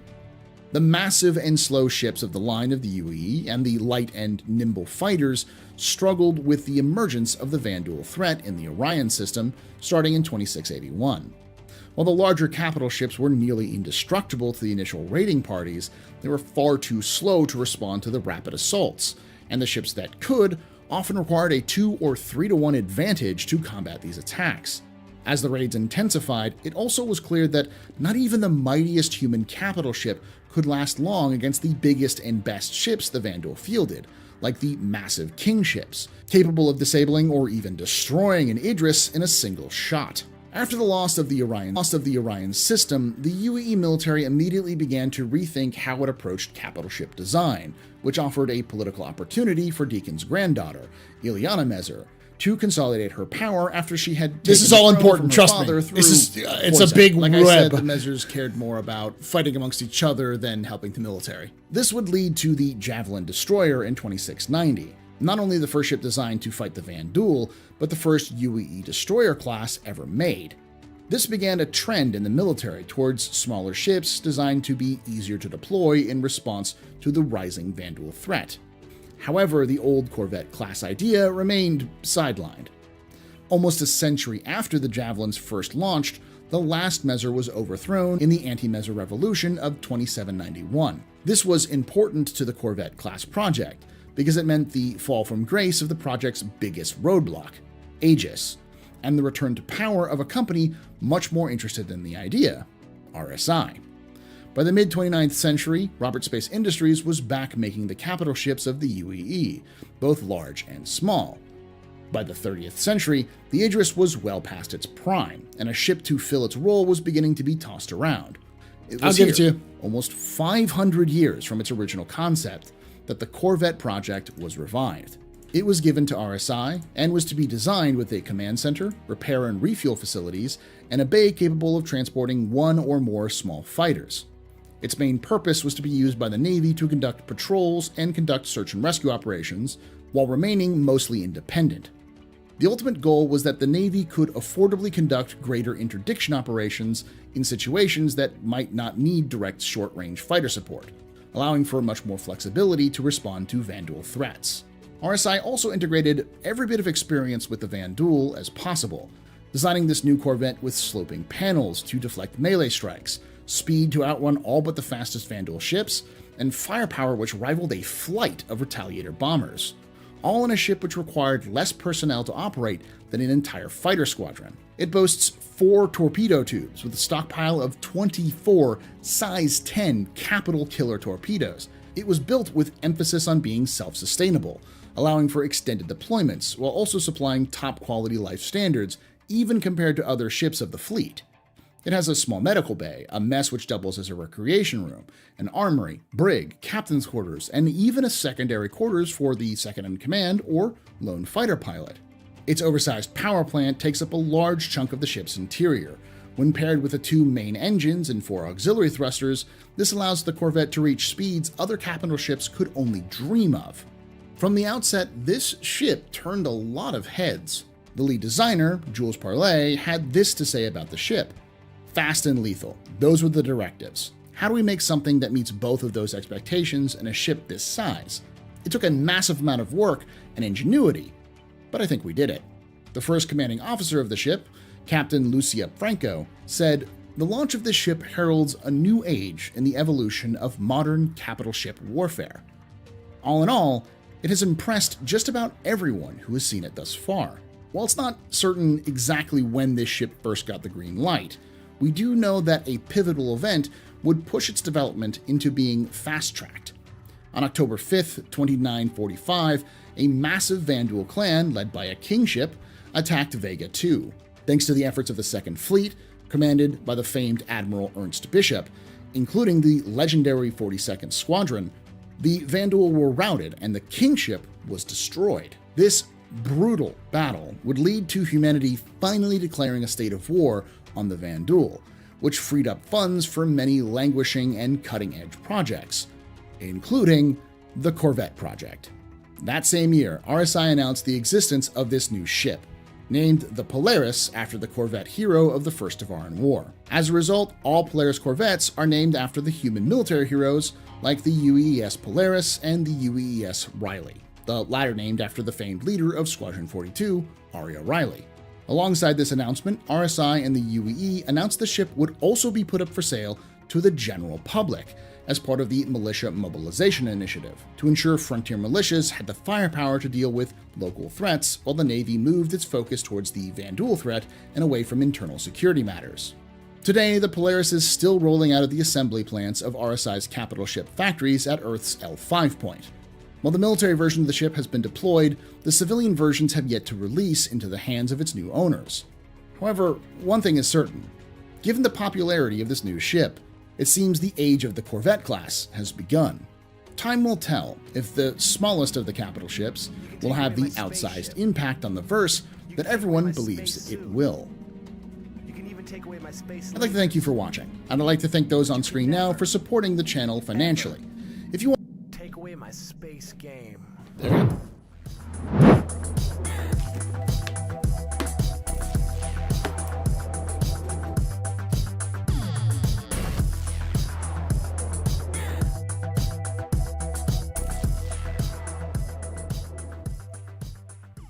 Holston Coop just resubscribed for 21 months. Space at 34 salutes a Jello 7 pub party.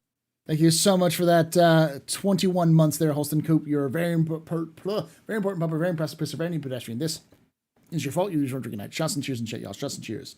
Would there be different configures between military and civilian? Probably. There's probably like the military version can probably carry antimatter torpedoes, and the civilian version probably can't. It doesn't have like the storage bays for it and such.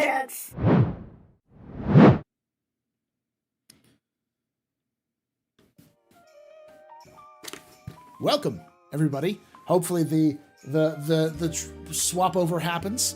Hope you enjoyed that video, because I had it set so that once the premiere ended, it would dump over to the YouTube. So hopefully you enjoyed that. I'm gonna go back here, check this out. We're going to be doing an old-fashioned cowboy lore tour here shortly.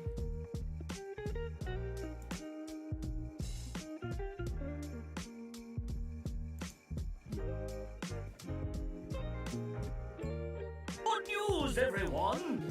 It was very interesting to kind of like I'm fly. I'm pilot. You always look at the you were definitely on something. This is me normally.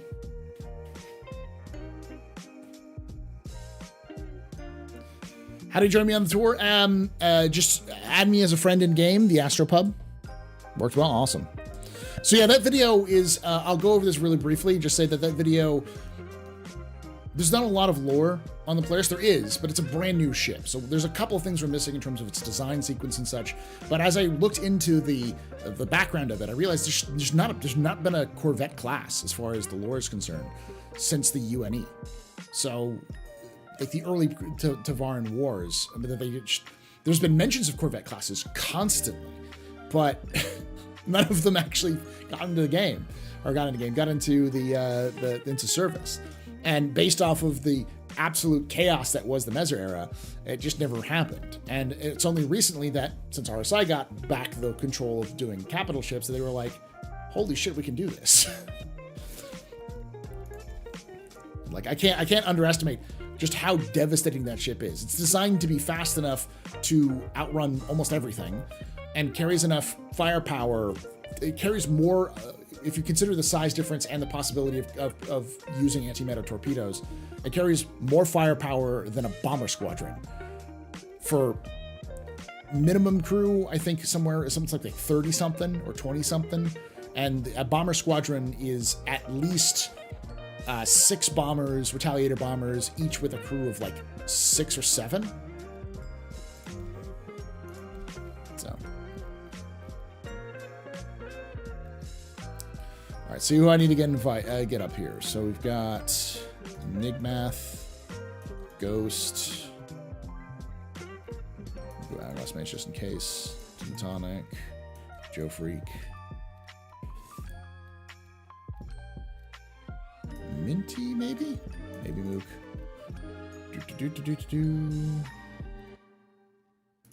Nico, Shiny Hobo, Quiet One,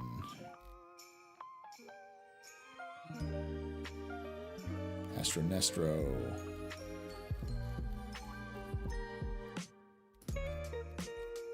Anybody else I need to invite? Just curious, do ILW ship sales continue a bit after it's over, or as soon as June 1st hits the ship sales? I believe it's June 1st at 11 o'clock Central, so like noon Eastern. Glad, Mr. Matt. Sorry, Alexander.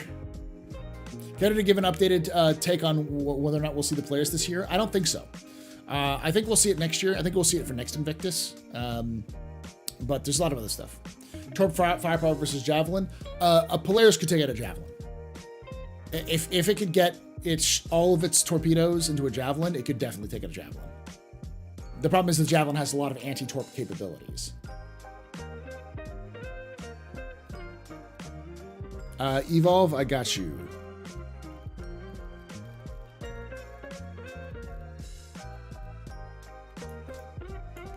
There you go. SG.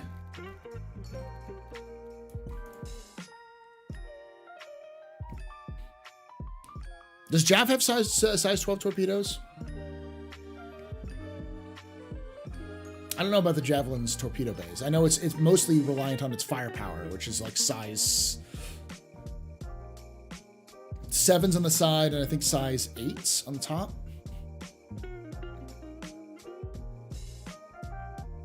Payday for me? Yeah.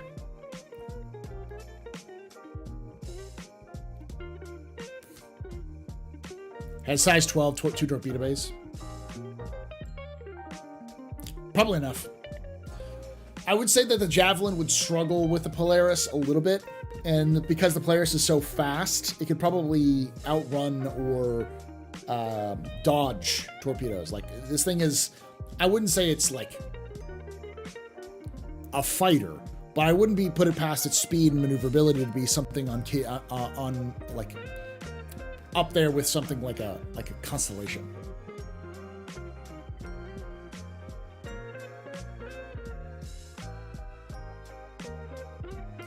Those size 12s are likely more designed to take on things like larger ships or ships about the same size of it.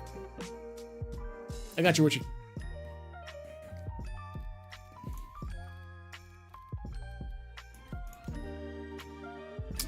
Yeah, torpedoes are harder to land on anything that's subcap or lower. And I would imagine the Polaris you'd struggle to hit the Polaris with one.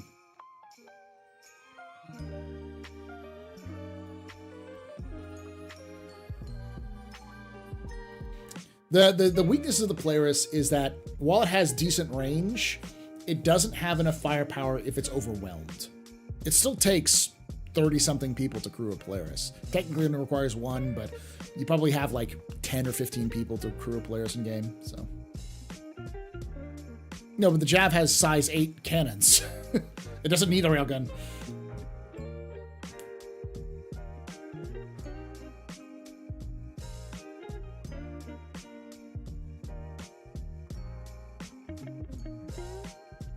Listen, I would love to see more actual convention center stuff in the game, but anybody else want in before we get started? I'm gonna get started here in like a couple minutes.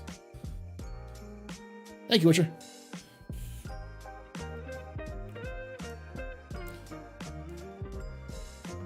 I honestly thought I had done a video on the Polaris, but I didn't. So I was like, oh, I did one kind of, because I did one on the big ships of the UEE and I mentioned it, but I didn't do a full deep dive, so.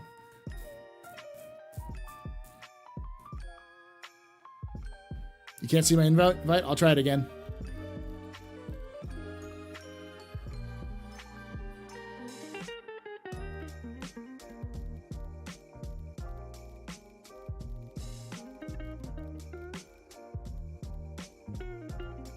I don't see you in game at all there, Outlaw Knight.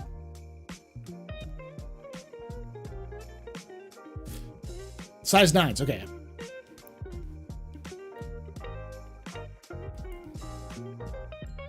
The ones on the sides, I think, are size 7, but the main armament is a huge size. Yep, having a little bit of a connection issue. It's just with Twitch. That should be back now.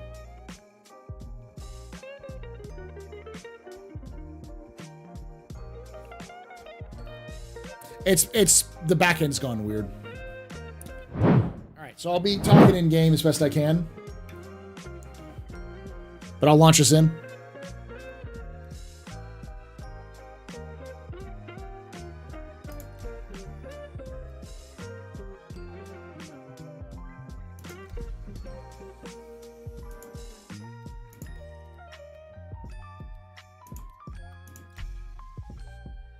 There you go.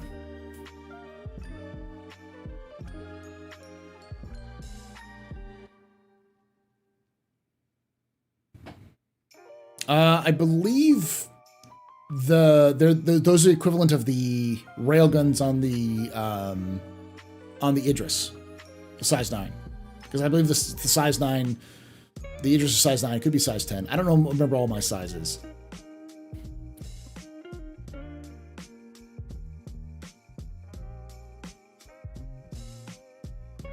Ship classes in Star Citizen make no sense. Like the UEE ship classes make no sense. The Javelin is not a destroyer. The Javelin is a cruiser. Maybe a light cruiser, but like in modern day, in terms of its firepower and capabilities, its roles, it's like a cruiser or a light cruiser. It even works like a cruiser. It can anchor fleets. So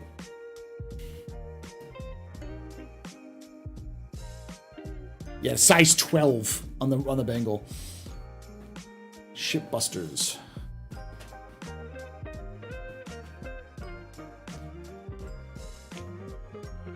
Yeah, he's got a lot of firepower on the Javelin. And the Javelin is modular.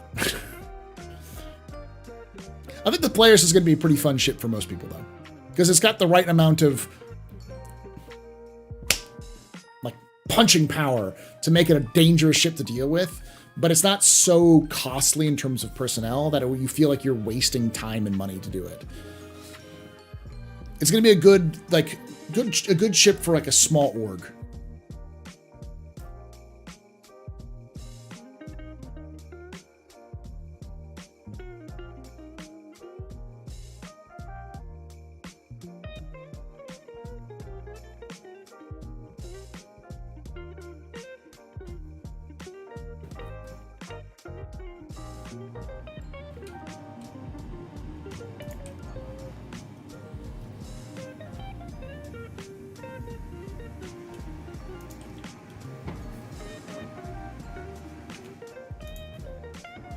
I have to change my key bindings real quick. All right, yeah.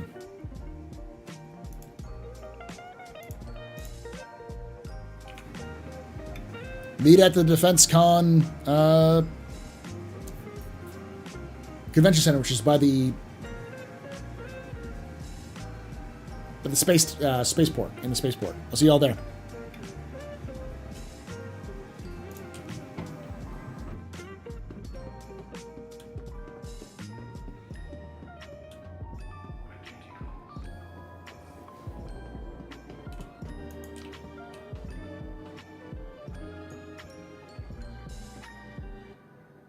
Only Paul could wake up in a suit and tie and not have wrinkly clothes. Just that's the touch.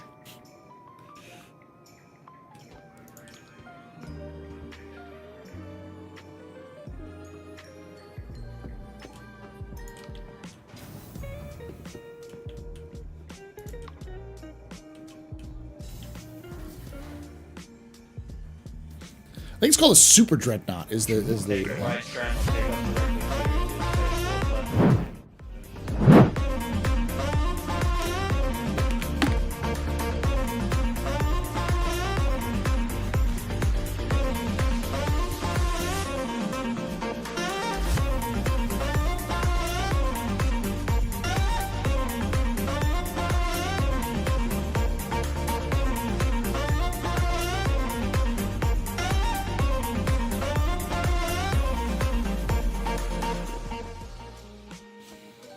Welcome everyone from Soul Citizen Stream. My name's Paul Berserker1 Batman Shelley, your humble host in space at the AstroPub. Sit back, relax, enjoy the show. Got a good one for you. We're gonna be doing a bit of a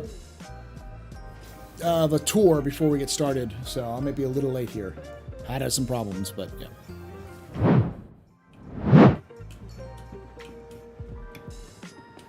All right, let's go.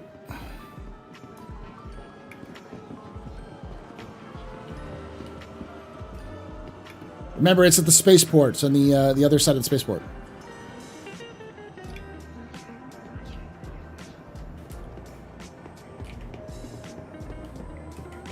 What were you talking about, Soul Citizens?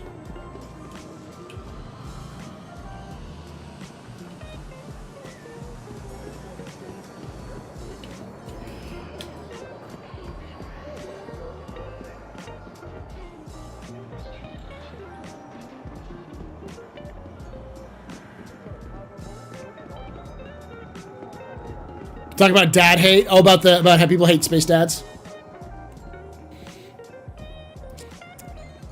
I forgot to tell Fastcart and Fist, if you're both here, the topic I was interested in talking about was the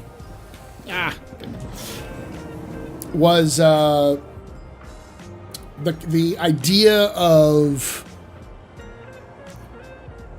future events being a completely separate build.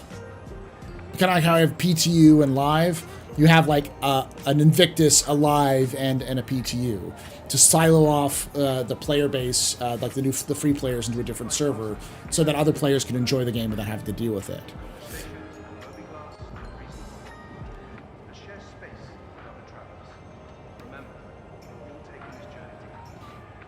Also, just in general, how to improve these sorts of events and features. Are they good for the game or bad? You know, because like a lot of people talk about how free to play. You know, they're like, oh, this is just scare people away from the game. Get on there, Astro. We gotta go. Convention center, just laggy as shit. Yeah. You have some thoughts? Awesome. We'll hope to see you there. That'll be the basic stuff, and then we'll talk about, we'll have the question answer after that, so.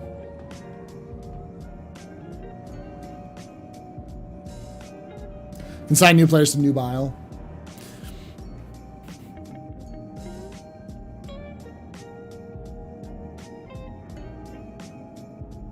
Jimmy potentially becoming the Star Citizen mascot came up too. I'd love to see Jimmy become the Star Citizen mascot. He's a fantastic mascot, the silent mascot. Dog, are you good? He's just drinking it off. I mean, sleeping it off.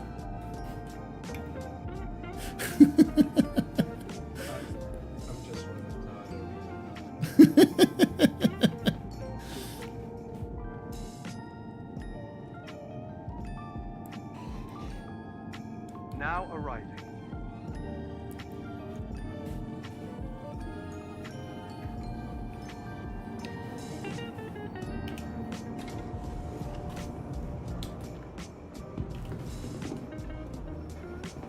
Somebody wake up Hicks.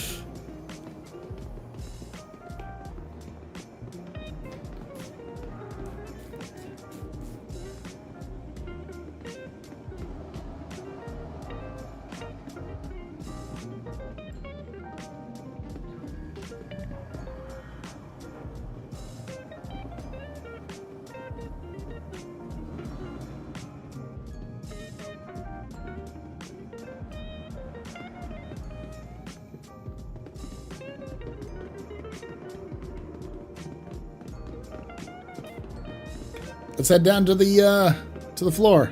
We'll gather around there and do the talk.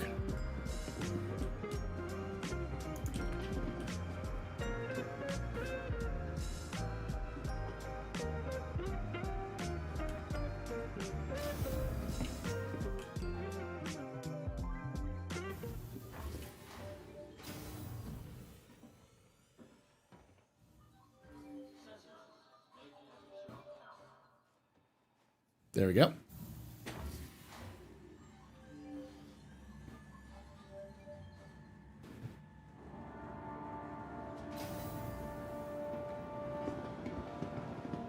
All right, I'll stay right here for you. Get this tour started here in a few moments. I don't think we've got to wait for anybody else. We got Mook who's coming in at some point. We'll wait about 10 minutes or so. If Mook's not here, then we'll go on without him. So we'll be going on the floor. I'll be telling you about Drake itself and, of course, all the ships here on the floor, so you can know the history behind the ships and the why they're built and so on and so forth.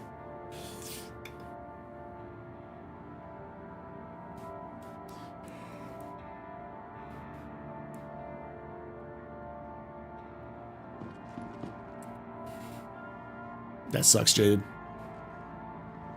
DefenseCon is a great opportunity to take a look at the real ships that are out there every day, defending your freedom and putting the gears. Where the strippers at? I'm sure they've been banned by Area 18. They seem to be very worried about stims, let alone, half-naked women fondling everywhere. Besides, Drake's trying to be a more family-friendly company. I'll explain that as well. Got to understand the fall of Jan Dredge and the rise of the new CEO. And an Arden. So. That's why Drake Interplanetary builds ships that not only provide function and power at a price that So later strippers now?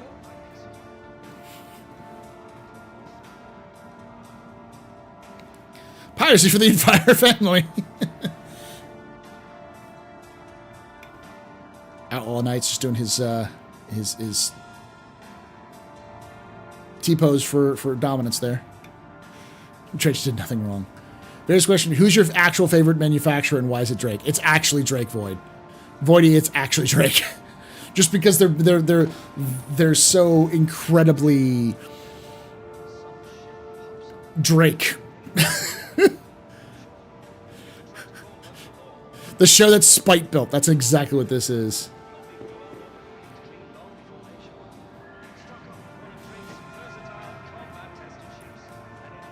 Drake has character, yeah.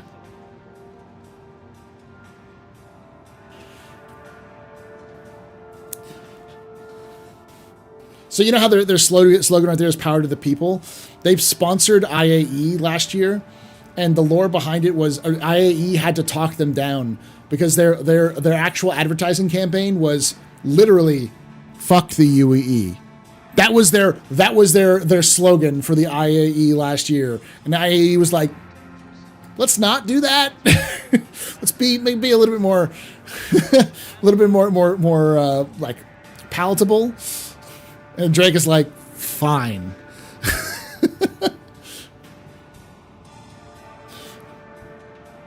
Basically, fuck the government. That's Drake's philosophy: is fuck the government.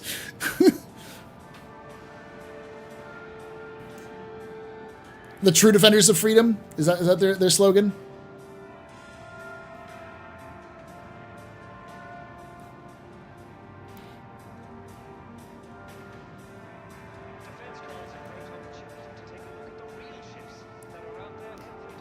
The real ships that are out there every day, protecting your freedom.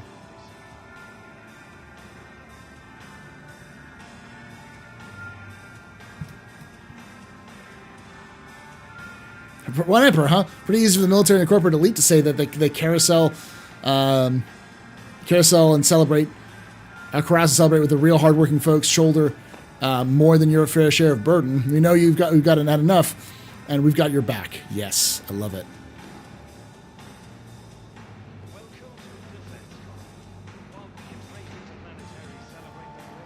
We'll be starting the tour here very shortly.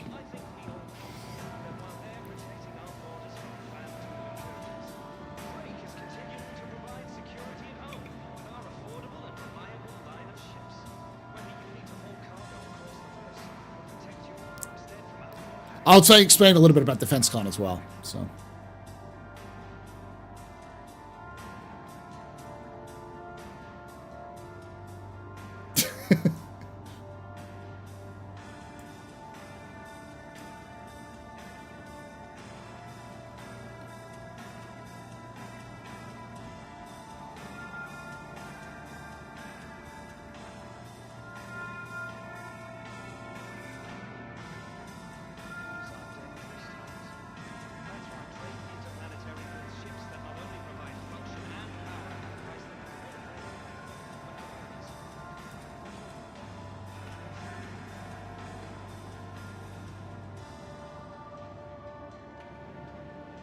3 minutes and we'll get started.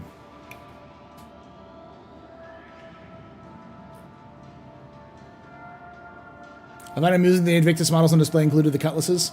Cutlasses are part of the UEE, as much as the UEE doesn't want to admit it.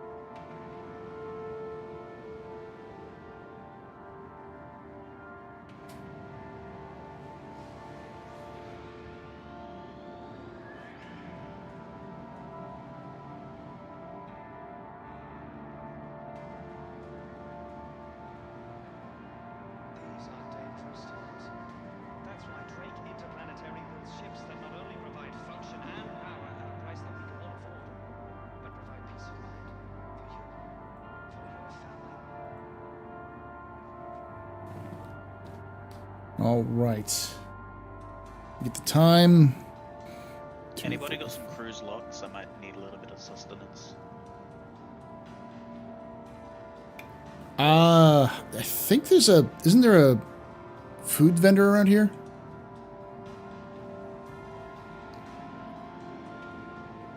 Double check. There might be one in the back. Let me go check.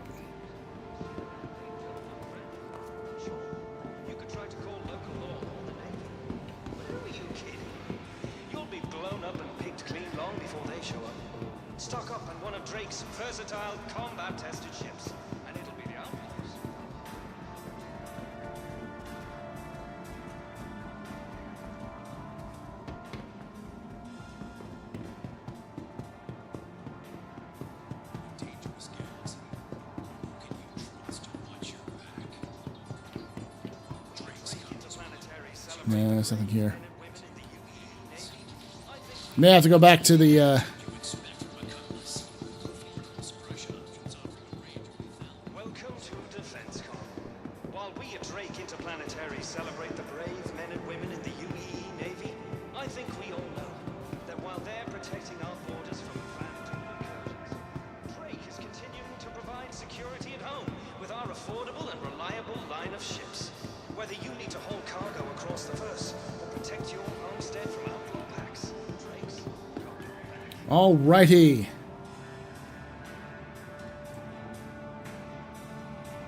So, welcome to Drake DefenseCon.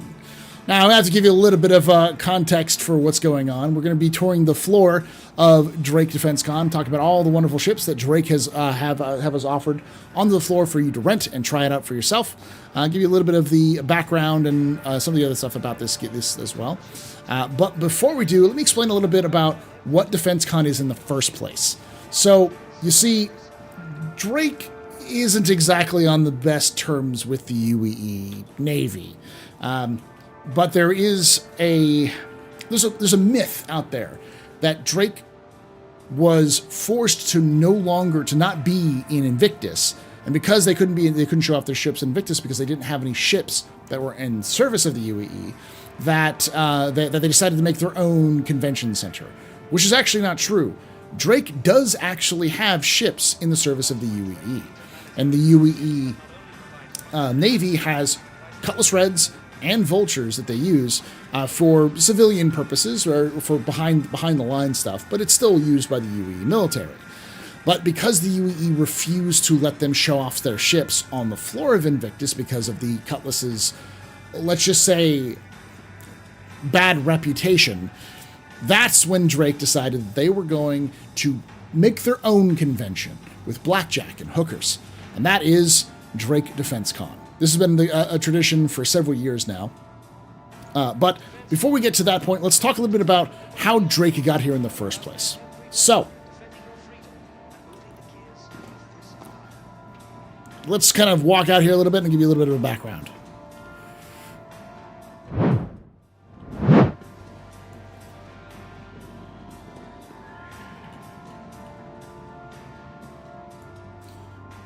So, this all started with the UEE Volksfighter contest. The Volksfighter was a contest that was put on by the UEE to create a frontline frontier defender.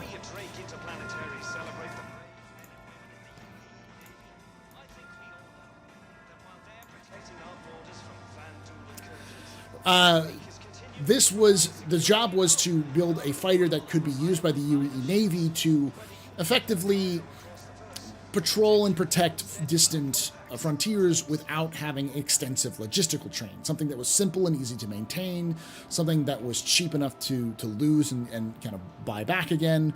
And so a group of individuals got together and formed their own entry. These were private individuals, private manufacturer, or private engineers that got together to put their own, throw their hat into the ring. And they went up against the big boys, RSI, Aegis, and Anvil. At the end of the day, this is 2845. At the end of the day, this ship was not picked. The ship that was picked was called the Wildcat, the Aegis Wildcat. But this team was so believed in their products so much that they decided to take the AS-1-1 Cutlass and turn it into its own ship and sell it to the private market. Now, to do so, they realized they had to form a company itself to be able to make it work. So what did they do?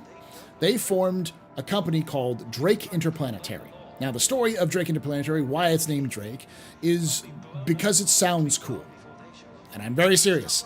The founders just said, hey, it sounded cool, and it put it at higher on the listings for when you're looking for things, so we decided to choose it.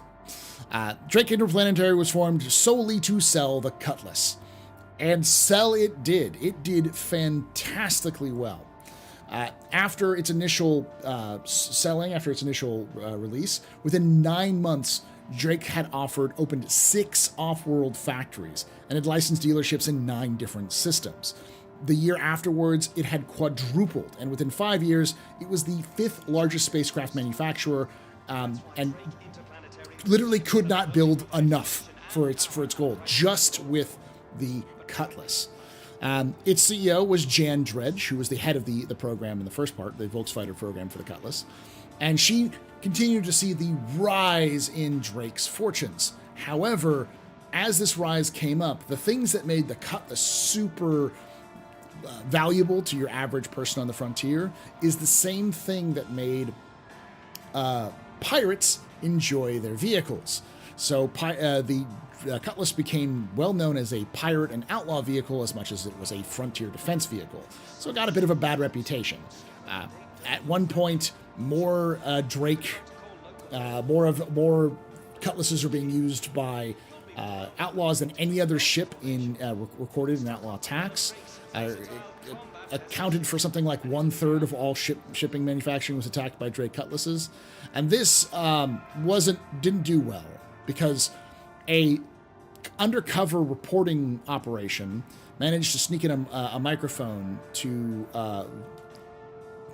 talk with Jan Dredge, and the undercover reporter, asked point blank if she cared about those statistics, and she said on the record that that's none of their concern. When they buy their ships, and whoever buys their ships, once it leaves once it leaves the dealership, it's not their business anymore. And this did not go over well with the public, and Drake's stocks began to tank. So quickly, she resigned. Her son took over, and was eventually replaced with CEO Andon Arden. Now, Andon Arden took the company in a completely new direction. He understood the damaging sort of reputation that Drake had, and decided to lean away from cheap, effective fighter or cheap, effective ships to the people ships, the ships designed for the average person, and really leaned into non-combat ships over combat ships. But with that said, let's learn a little bit about some of these original ships. Let's start over here with the Cutlass.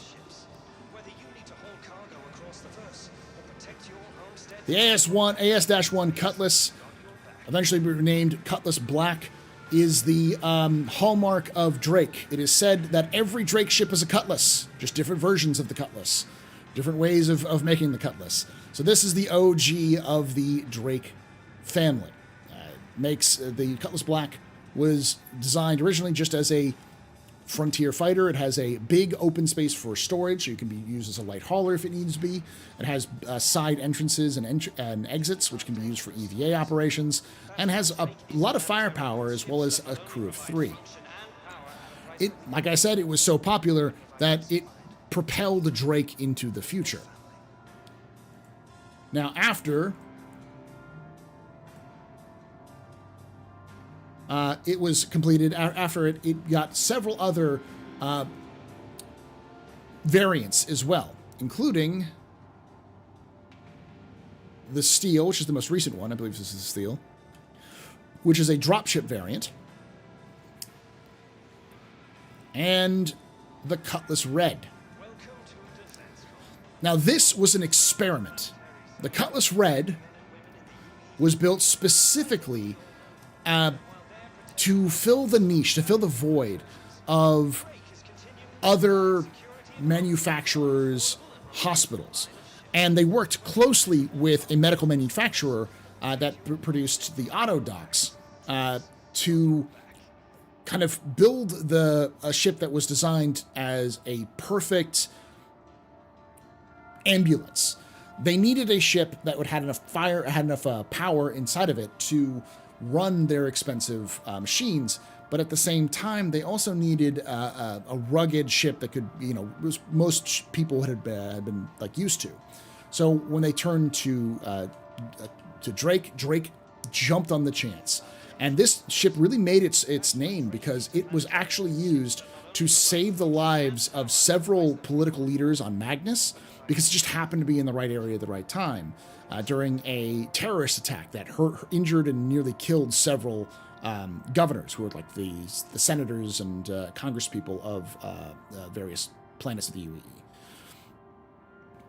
Since then, the Cutlass Red took off in popularity and became the standard ambulance used by all civilian hospitals in the UE. So almost all UE hospitals have a Cutlass-shaped landing pad specifically for the Cutlass Red.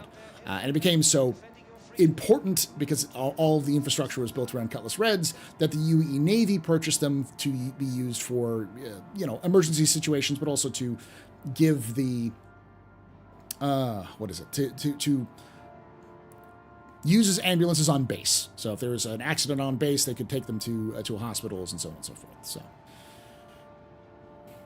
Cutlass Blue, very similarly, was built as a direct response to the Cutlass Black's bad reputation.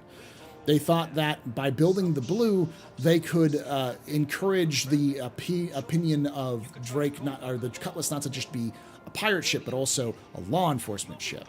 And it was given to several law enforcement companies for free as an attempt to sort of improve it.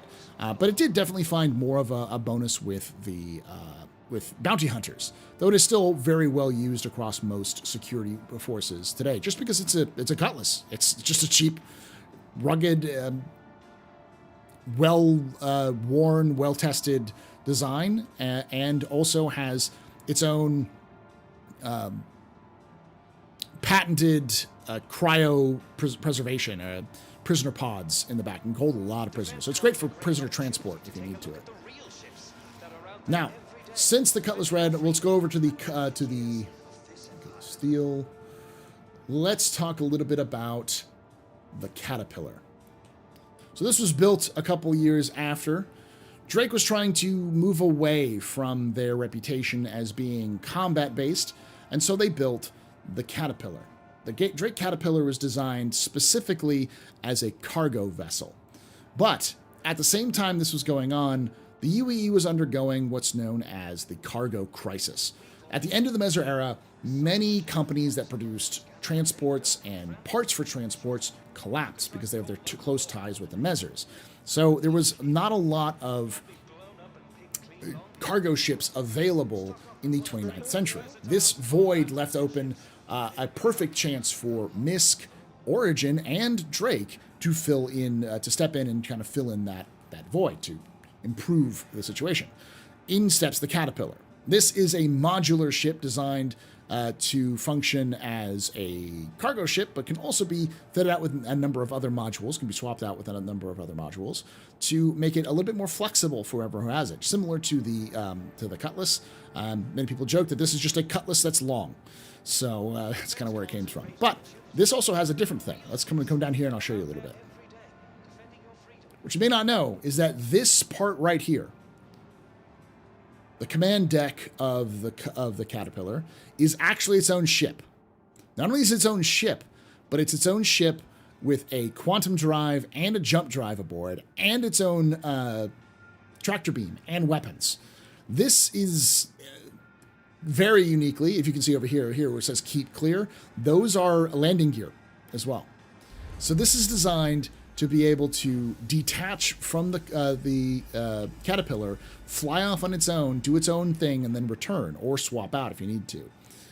So that's a little interesting fact. This little quantum-based shuttle almost that's attached to it. From there, let's talk about some of the newer ships over here with the Cutter.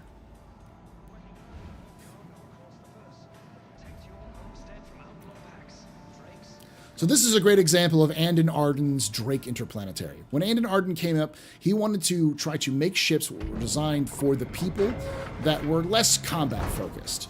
And with the success of things like the Caterpillar and the Vulture, he decided to reinvest some of those profits into a kind of a first person, like, you know, baby's first ship, the first kind of enter the starter ship market alongside the Aurora and the Mustang, the 100i, and several others. So this is where the Cutter comes in. Now the Cutter, like everything, is a huge change to the patented Cutlass design, because while up to now everything I've joked about how everything is just a Cutlass, this is actually a cargo version of the Vulture. We'll talk about Vulture when we get to that point. But if you notice that these engines are actually just the Vulture engines. And this kind of shows you where Drake has been moving away from. Instead of the Cutlass being the main face of Drake, Andon Arden's been trying to make the Vulture the main face of Drake. You know, industrial, solo, a fantastic sort of pitch for the average frontiersman.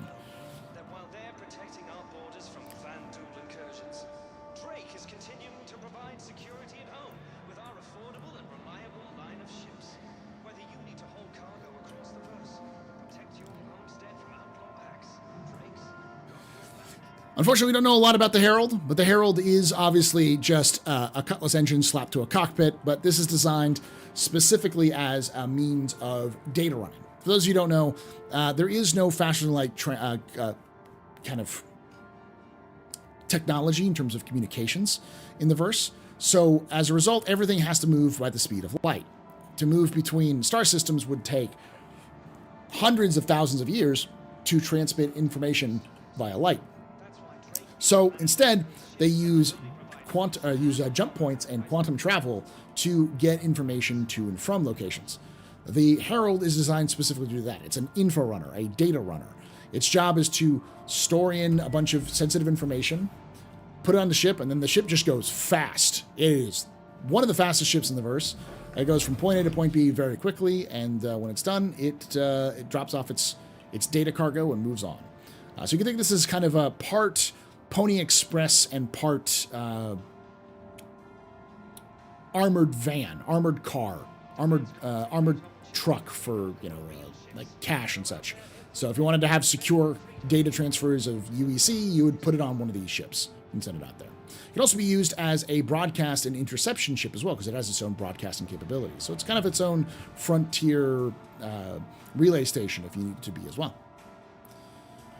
Now we're going to go to the ultimate militia fighter, the Buccaneer. Part of the Cutlass project, the Buccaneer was developed as a kind of a lighter fighter version of the dedicated combat version of the Cutlass, and it showed pretty good promise. Because it's all made out of Cutlass parts, it's fairly easy to maintain and keep up to date, though it is a bit more expensive.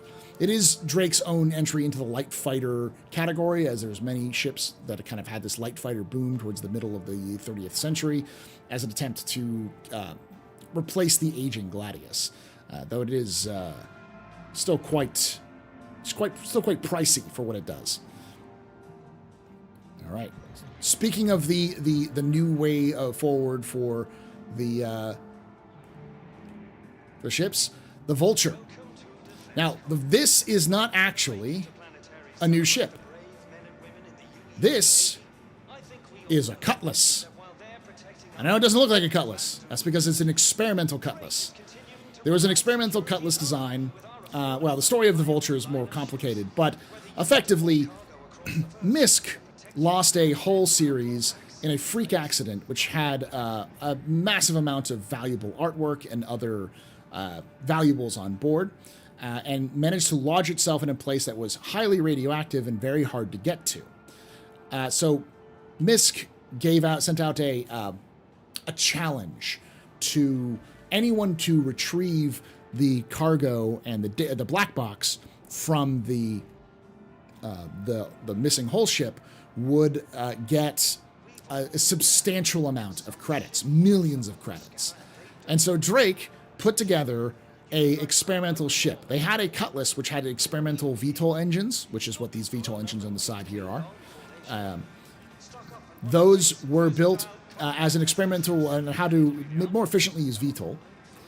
And they decided they were just going to modify that to include a bit of a salvage arm and cutters and so on and so forth. That ship, I believe, vertical takeoff and landing test, the VTLT, I think, something like that, was then sent out and was able to pick its way through the debris field, survive the harsh radiation, and gather the black box and a bunch of other things, and did return it to MISC. This was mostly as a spit in the face of MISC, because they had been bitter rivals for many years. Then MISC refused to pay out the credits, because MISC claimed that Drake had actually downloaded the data from the black box before giving it to MISC, which, of course, Drake denied, but it's led to a very lengthy court battle between the two companies. But after that, the ship was sent around to various shows because it became very popular. That the lost hull had become a big media sensation, and so the ship that could retrieve the lost hull was a pretty big deal. And so Drake really rode that popularity of good good vibes from this until it kind of fell out of the news cycle, especially after some more Cutlasses were seen completely destroying a whole sea. And Drake slipped back into his bad reputation. But fast forward to the 2930s, and a reclaimer found a ancient lost colony ship, which had thought had been lost forever, whose value in itself was worth millions, if not billions, of credits.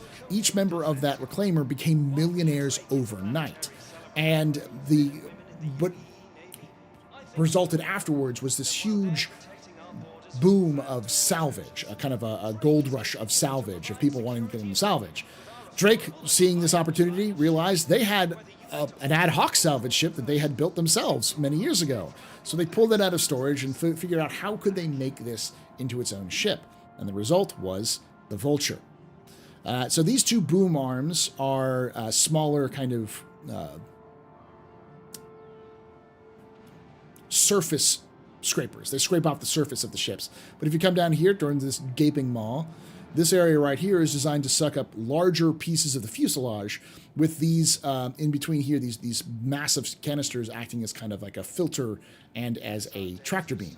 There's actually two forms. These little scrapers can also be turned into more of a more of a tractor beam as well to help pull in these broken bits.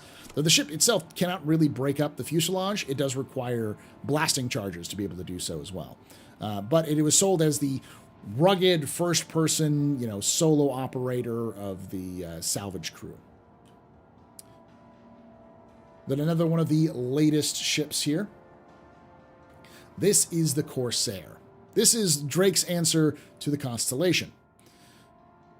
Released last year, this ship is designed to go farther than any other Drake ship before. It has plenty of defenses. It has its own little... it has some of the best combinations for a ship of its size, which is ironic for Drake. And also has its... Like this right here is actually an elevator that goes all the way to the roof if you need to. So it's a pretty neat little exploration ship. Little, I mean, it's the size of Constellation. But yeah, this is another example of the Andon Arden Drake Interplanetary. This is an exploration ship, focusing on exploration rather than combat or cargo or industry. That's what Andon Arden wants to do, and that's why we get this. Now with that, let's go over here.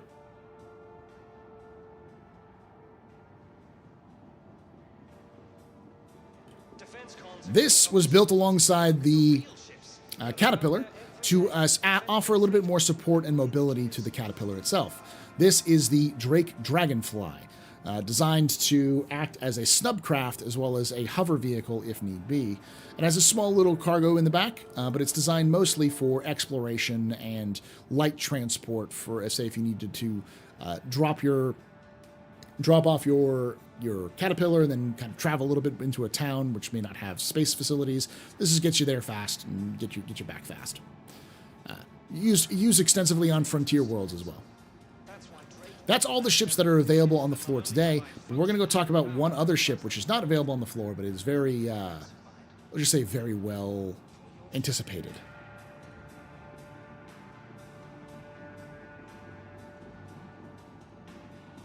I haven't seen the mule. Oh, is the mule here? I haven't seen it either here. It might be hiding in the corner somewhere.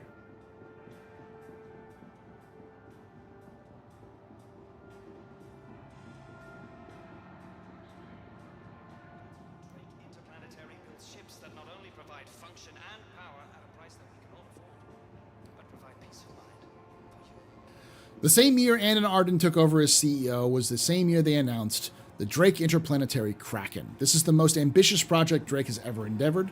This is called an escort carrier, but it's less of an escort carrier and more of a mobile space station. The Kraken was designed as a forward operating base for not just combat pilots, but also any industry that you need be. It's still being produced, though it is very, very anticipated, and is a huge gamble for the company to see if it works out. But they decided to double down in recent years as well, and also created a spin-off, a variant of this known as the Kraken Privateer.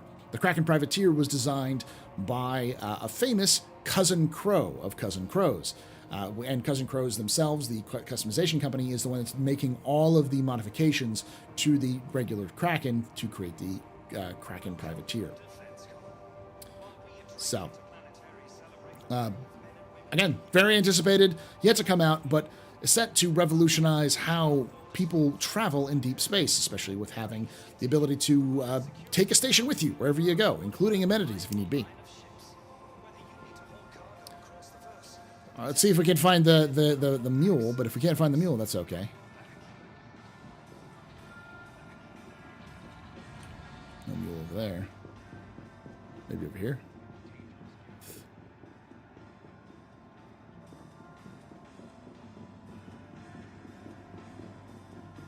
No mule. The mule? I don't think we have a mule on the floor. DefenseCon's a great opportunity to take a look at the real ships that are out there every day, defending your freedom and moving the gears of this. Alrighty, thank you for coming to the floor of DefenseCon. As always, thank you for joining for these. Make sure if you want to check out these, I've done other walkthroughs of all of the different floors already. If you want to go check those out at youtube.com/TheAstroPub live. You can join us there. And yeah, thank you so much. For those of you watching after the fact, make sure you like the button, hit that like button, subscribe for more content, and of course, leave your comments down below about your favorite Drake ship or least favorite Drake ship. Love to know. And like I say every time, hope to see you someday in the black.